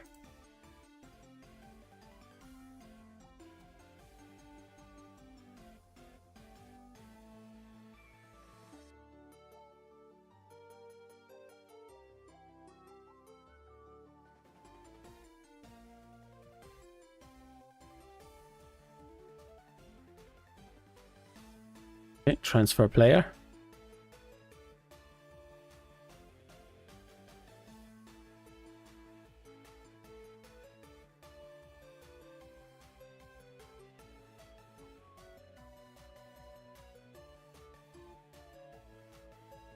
Okay.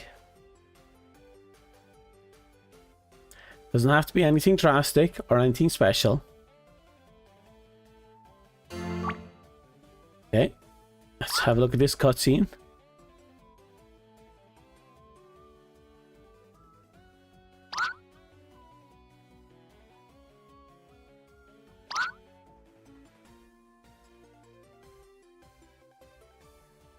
Okay. And then we have... And then boom, we're here. Okay, I think that's fine. Oh, wait, there's a hole in that wall. I'll have to fix that in a bit.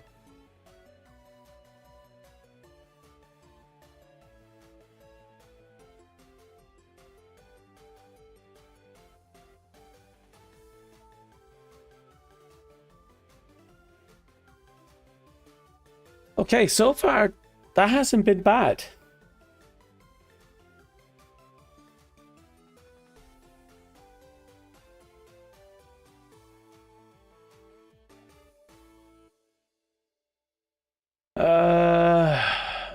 I want to keep going. I'm kind of feeling tired now. Plus, I'm dreading this conversation because we have to do so much to justify it.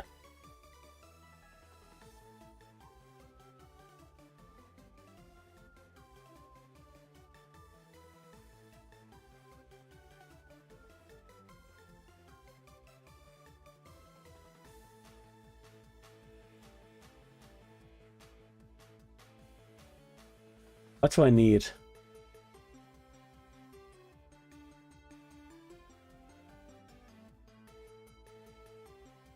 What do we need? We don't really need much.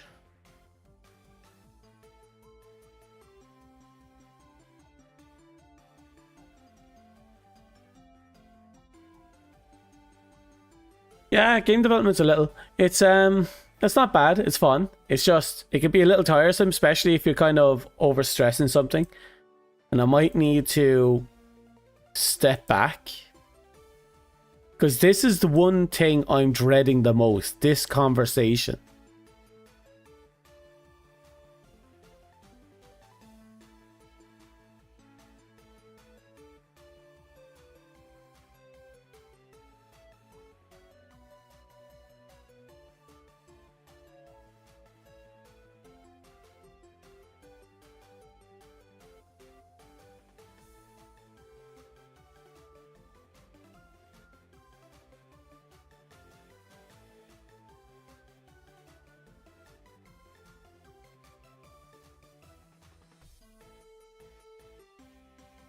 Right, who should I have here to represent our little god?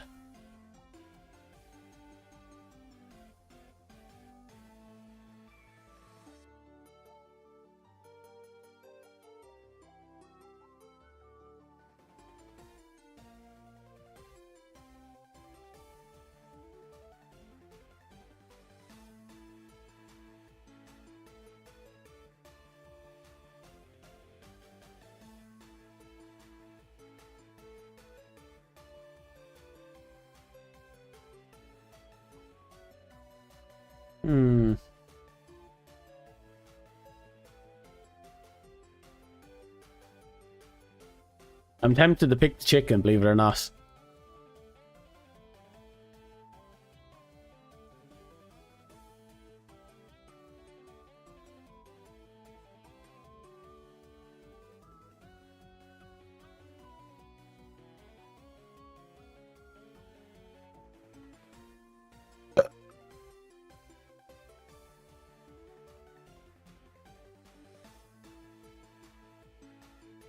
Big stack of pizza. I don't think I'd be able to eat that much pizza anymore. As a youngster, I definitely would have. At this day and age, no. Not at all.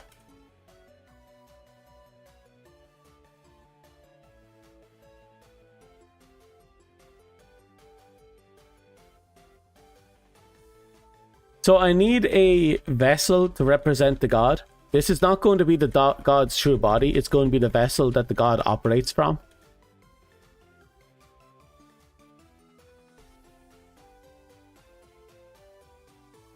It's going to be relevant in the conversation because it's not going to be apparent at the beginning.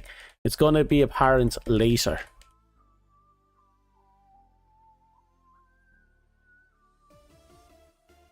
Speaking of,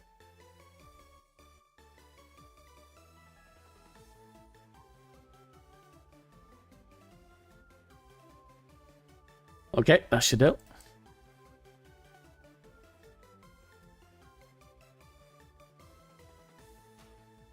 I think I'll pick the doll, actually.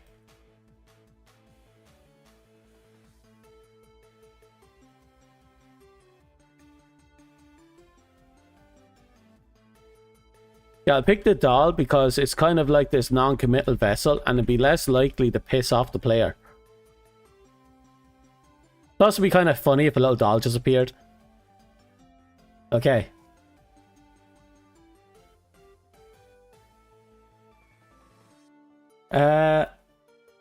A couple of years ago, I would eat a big box of pizza. Now, I will die if I eat more than 4. God, I'd keel over if I eat too much. I'm the same. Like, there are days where I don't even eat the pizza. I just leave it until the next day and then I eat it. But that's because I usually have something else there that I nibble on in the meantime. Yeah, I find that too. Like, I still eat an obscene amount of junk food, but I don't enjoy it like I used to, and I don't eat it as harshly. Some of the stuff as harshly as I used to.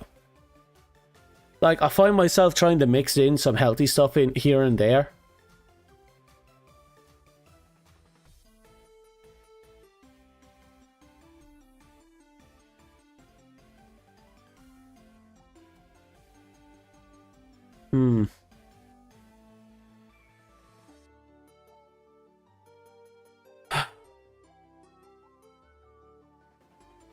Okay.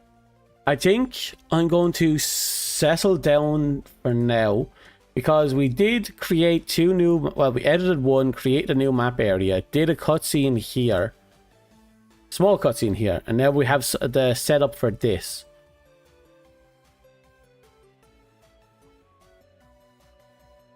I think that'll do for now. Give me a second, I'll close this down.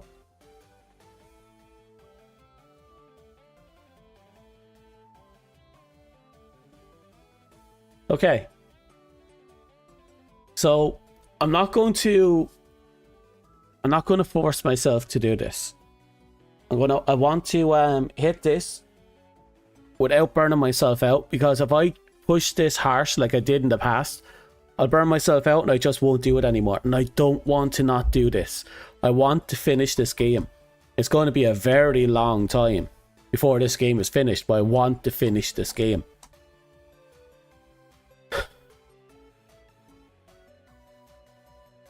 Heard everything here is bigger than what it is around the world, which is kind of scary. Met an English guy a couple of years ago, and he was dying with the food portions. Yeah, actually, you're absolutely right. Your food portions, or the American food portions, some of the stuff over there are huge. Like, it is scary how large some of the American stuff are.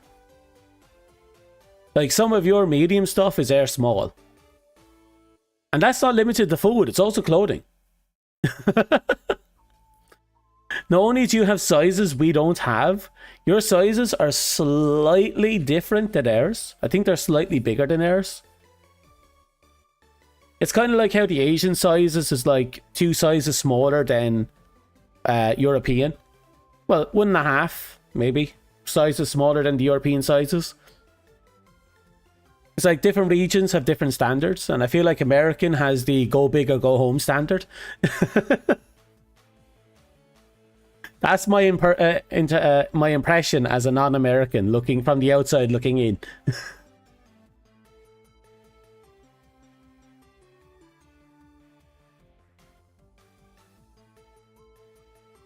Ugh. Now, I'm not going to stop streaming today. I'm going to stream something else later for a few hours. Nothing big. I'm not going to force myself to continue anything that's on our schedule. Obviously, I'm going to play something that I can relax to, have no commitment to. Maybe play one of my indefinite games, you know, like fucking Warframe or whatever.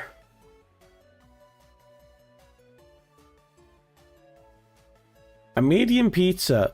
Right, from what I understand, a large pizza in Japan is the equivalent of an American small. If I remember rightly. The American's medium is probably closer to air large. Yeah, I'm fairly confident that the American medium is air large, a European large. Keep in mind, we have sizes in between medium and large as well. We tend to do it by inches.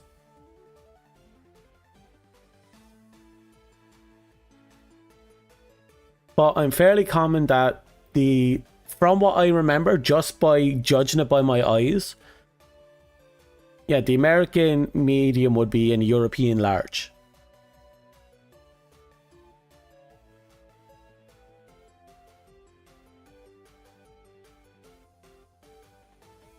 An American large to an Asian would probably be a family feed.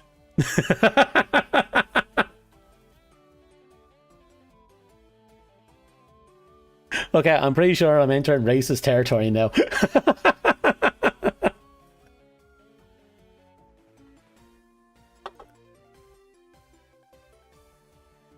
12 inches for you is a medium. Let me check what a 12 inch here is in Ireland. I'm sure I have a shop here I can look into.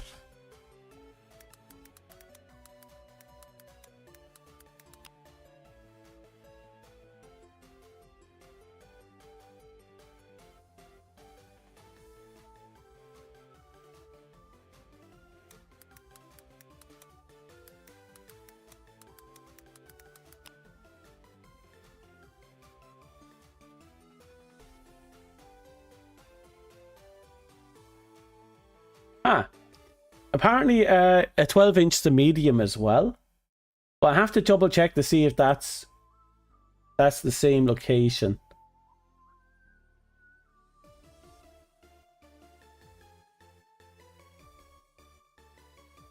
Here we go. Yeah, medium is about 11.5, 12 inches. Our small is about a 9 inch. Our extra large is an 18 inch. Our large is 14 inch. I suppose ours isn't too far off each other. We're talking about objective pizza size. Yep, that's fair.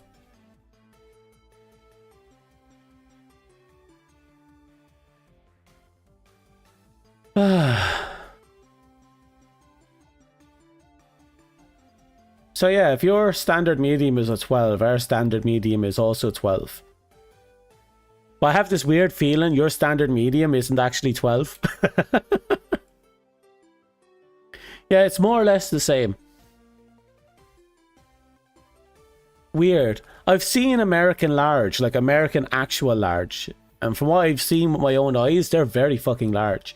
But then again, maybe it's just the instances of the store with their interpretation of medium large. And maybe the American large that I saw wasn't actually large, but like mega large.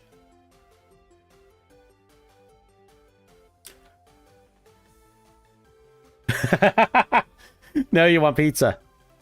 And I have pizza.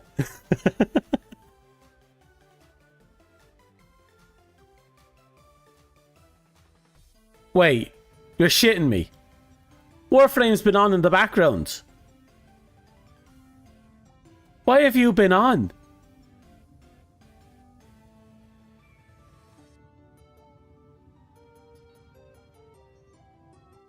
Well, I suppose it's not a bad thing. Standardization, it means you know what you're getting no matter what store you go to.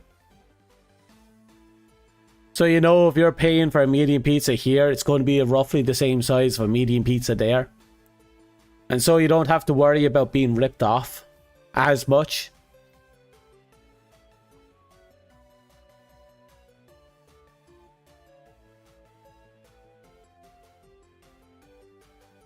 At least we weren't playing a high demand game. God, I don't want to do that again. No, potato will burn. This will be a cooked potato and then a dead potato. There's no in between. This potato is either on or screaming. And if it's not screaming, it's on. Are you screaming, potato? You hear that? Potato is on.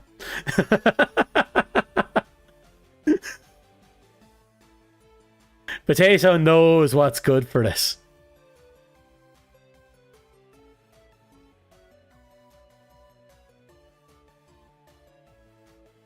Okay.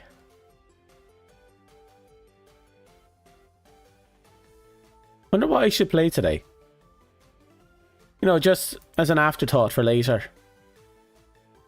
Are there any games here I haven't played in a long time that I could just sit down and chill to? We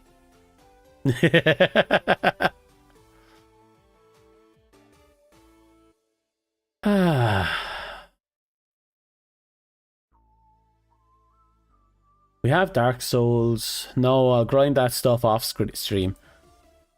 I have a plan for Dark Souls. I discovered that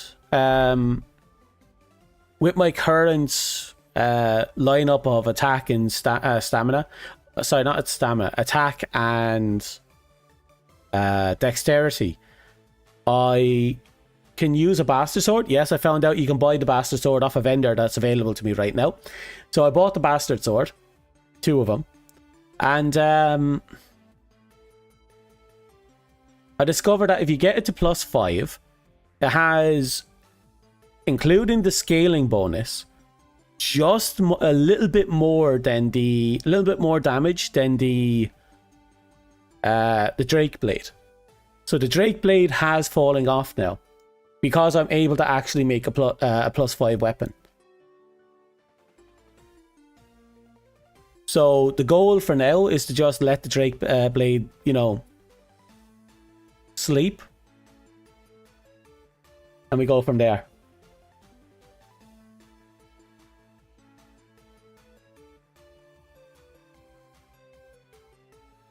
Let's see now. What do I got? No, we finished the Valkyria Chronicles. We don't need to go back to them. God, they were great games. I wish 2 and 3 got a console release. I wish they got a PC port. Even if they were just bad ports, I would 100% play them. God, they were great games.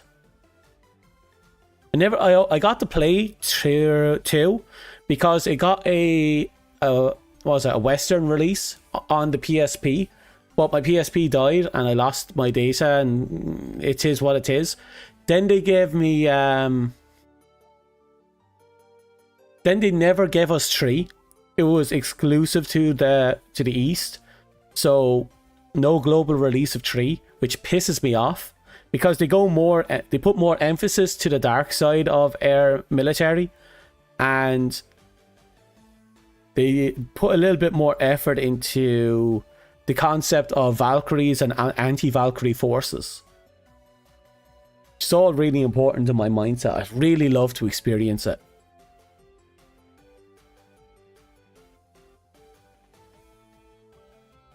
Two was interesting because it was a direct sequel to the first game. 3 was parallel to the first game, but operated under its own events. 4 was also parallel to the first game, but concluded its story a fair few months after the conclusion of the first game. In fact, it more or less concluded the Valkyrie Chronicles story, which I think is great.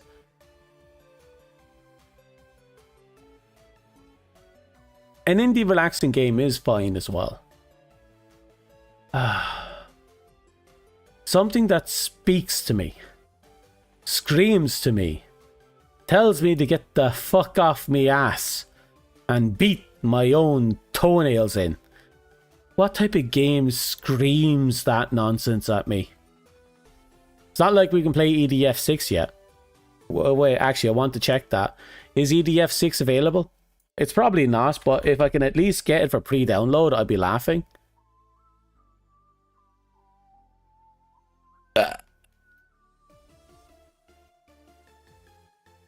Here we go. No. Ha! The 10% sale is still going on. Oh! The early bundle gives us a Nyx. I bet you it's only going to be a level 1 Nyx. Potato is screaming, and you don't listen to it. Well, when the potato learns how to play modern games with high fidelity, I would consider giving it a rest. But until then, potato is mine to torture until it finally breaks and dies and I'm forced to buy a new graphics card.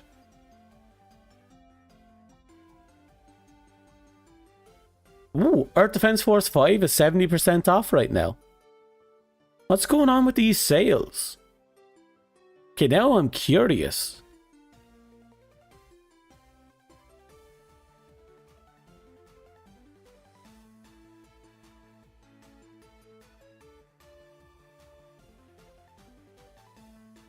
Oh, really? It's going live at 4 for me. Well, I'll have to download it. So I imagine it'll be going live at like 5 or 6 for me. I can't wait to play that game. I'm probably going to play it on release day, which is Thursday. Then I'm probably just going to play it by myself until I beat it. And then I'll do a second playthrough on stream. That's what I'm thinking right now, because the only other way I'm going to be able to justify playing this on stream is if we binge the entire game every single fucking day until we beat it. And I'm not sure we have 3 months of endurance for one game.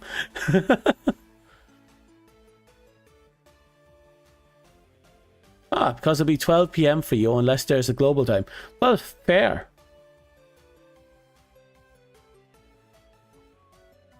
We'll see how it pans out.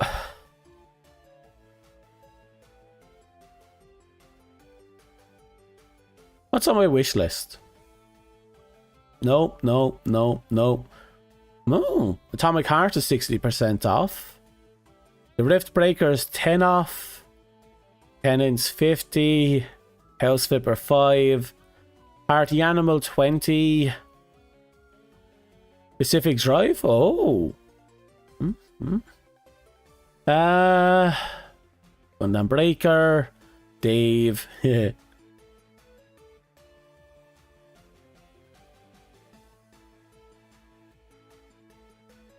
God, I'm going to have to pick up that Megaton game at some point. It's a spectacle for mech game, but I really want to play it. EDF every day, locked in. That would be horrible. Imagine the poor people wanting to play, wanting me to play anything else like Dark Souls or fucking any of my horror streams, and it's like, no, EDF, only EDF. We're going to have days where it's just 3 days of grinding one mission because we can't beat the mission that follows it. That's actually happened to me on my first playthrough of EDF. There was missions where I couldn't beat it, so I had to go back a level and just continue to grind it until I got enough upgrades for a particular gun to go back in and beat it. Sometimes it wasn't feasible though. Like, there was one mission where I was using a sniper.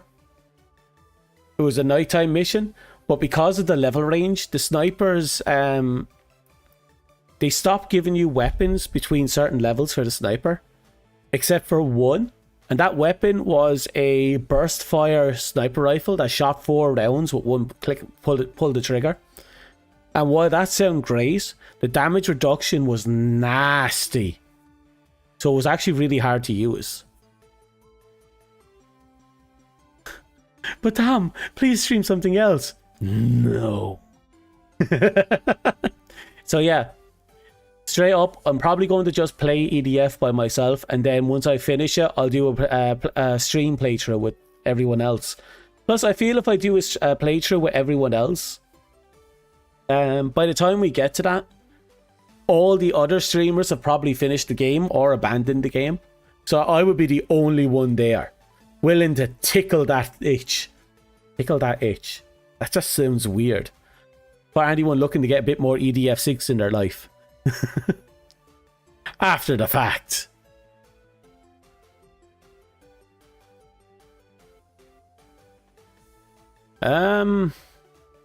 Does anyone know of a good mech game that's out right now? A cheap mech game?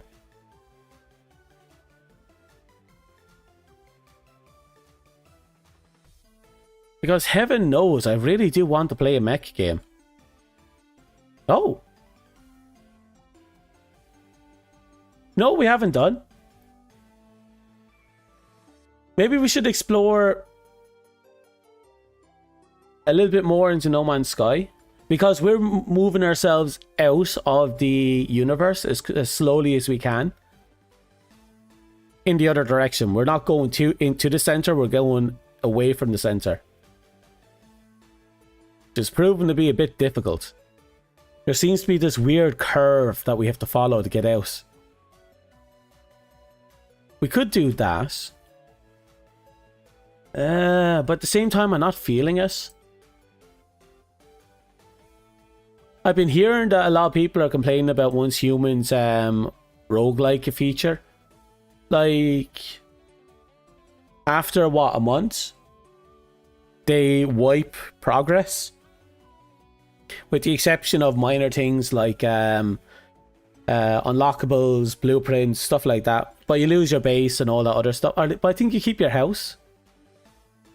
Well, regardless, apparently there's massive resets every month or so. And has a lot of people super angry.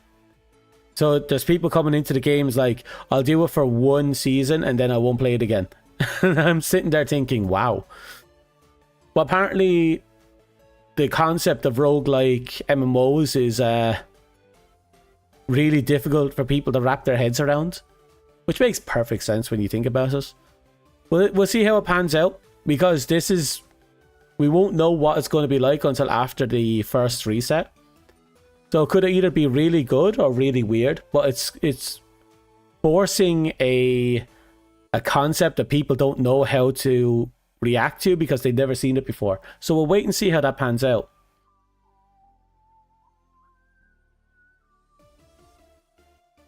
I suppose so, yeah.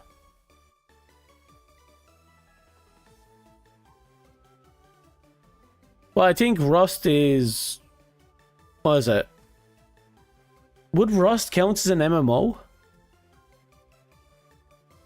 I'm not sure what constitutes an MMO anymore. The term is getting vague.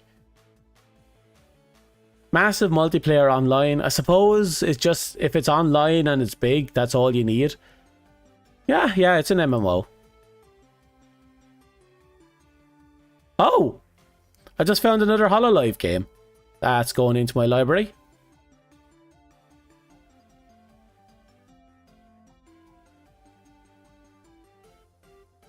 Publisher Hollow Indie. Oh, gonna have to keep an eye on him. Because that's HoloLive's actual their publishing team. ZZZ. I don't think that's on what's it called this. Hollow Parade has DLC already.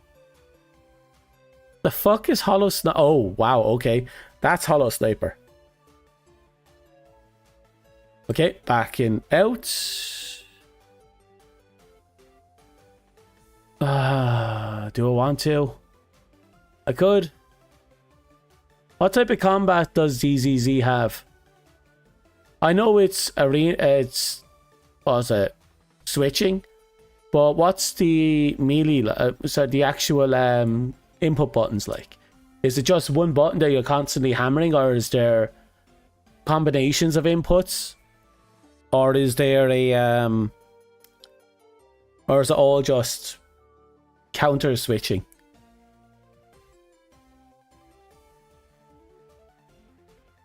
I suppose that would be the standard MMO.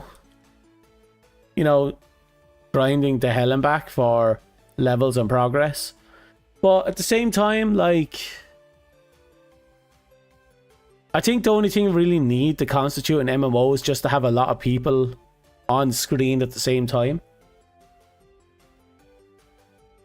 Then again, Destiny and Warframe constitutes an MMO, and they rarely have more than 4 people on screen at the same time.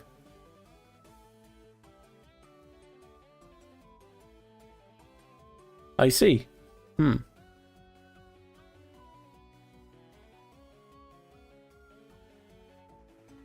it puts more emphasis on counter switching and momentum based inputs. Fair enough. I don't know. I'm not feeling it. Like, I'm currently burnt out on those MiHoYo type games right now. Everything from Honkai Impact to Genshin to the other one I'm forgetting right now. I ended up burning out on them. So I'm not kind of feeling that. Delicious. One special attack and an ultimate attack. The switching kind of reminds me of fighting games, and you parry switch characters. Fair enough.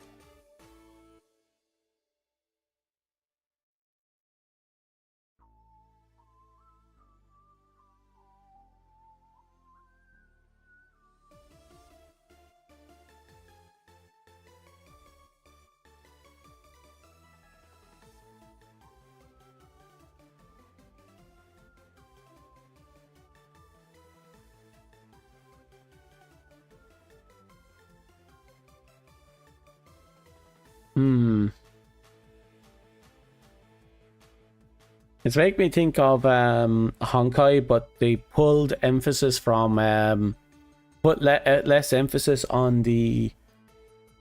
Well, no, it sounds like it went more into Honkai Impact 3rd than Genshin. Well, Honkai Impact 3rd having a similar system, but it sounds like they put a little bit more emphasis on switching. Honkai also worked a lot off switching as well. There was also combo switching, counter switching,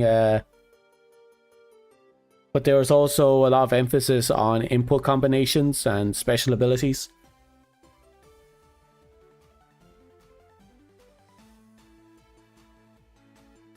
I know what this is. Oh, what is this?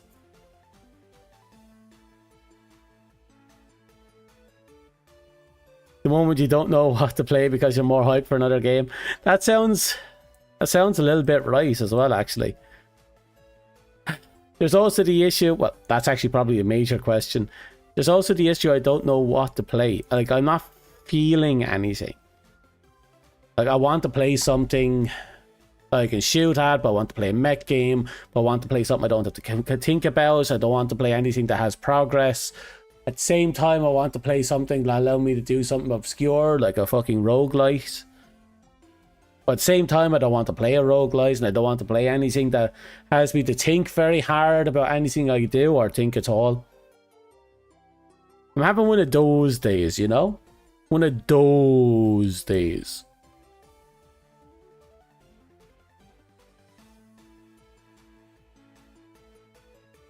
You know what? There's a mech game I haven't finished yet, and I'm pretty sure I'm approaching the end of the story. So I might as well stream it. You're describing EDF6. Right, I'm going to pop off. I'm going to set up the stream for the next one. And then I'll be back on probably sometime in the next few minutes. I'll put a notice in on Discord. Anyway, I'll see you all in a little bit. So, Thank you for everyone who came. Thank you for everyone who watching. Thanks for everyone who's lurking. Yes, I know. I see at least 2 of you. Good luck. Have fun. I wish you all the best. I'll see you in a minute. Fuck you. Goodbye.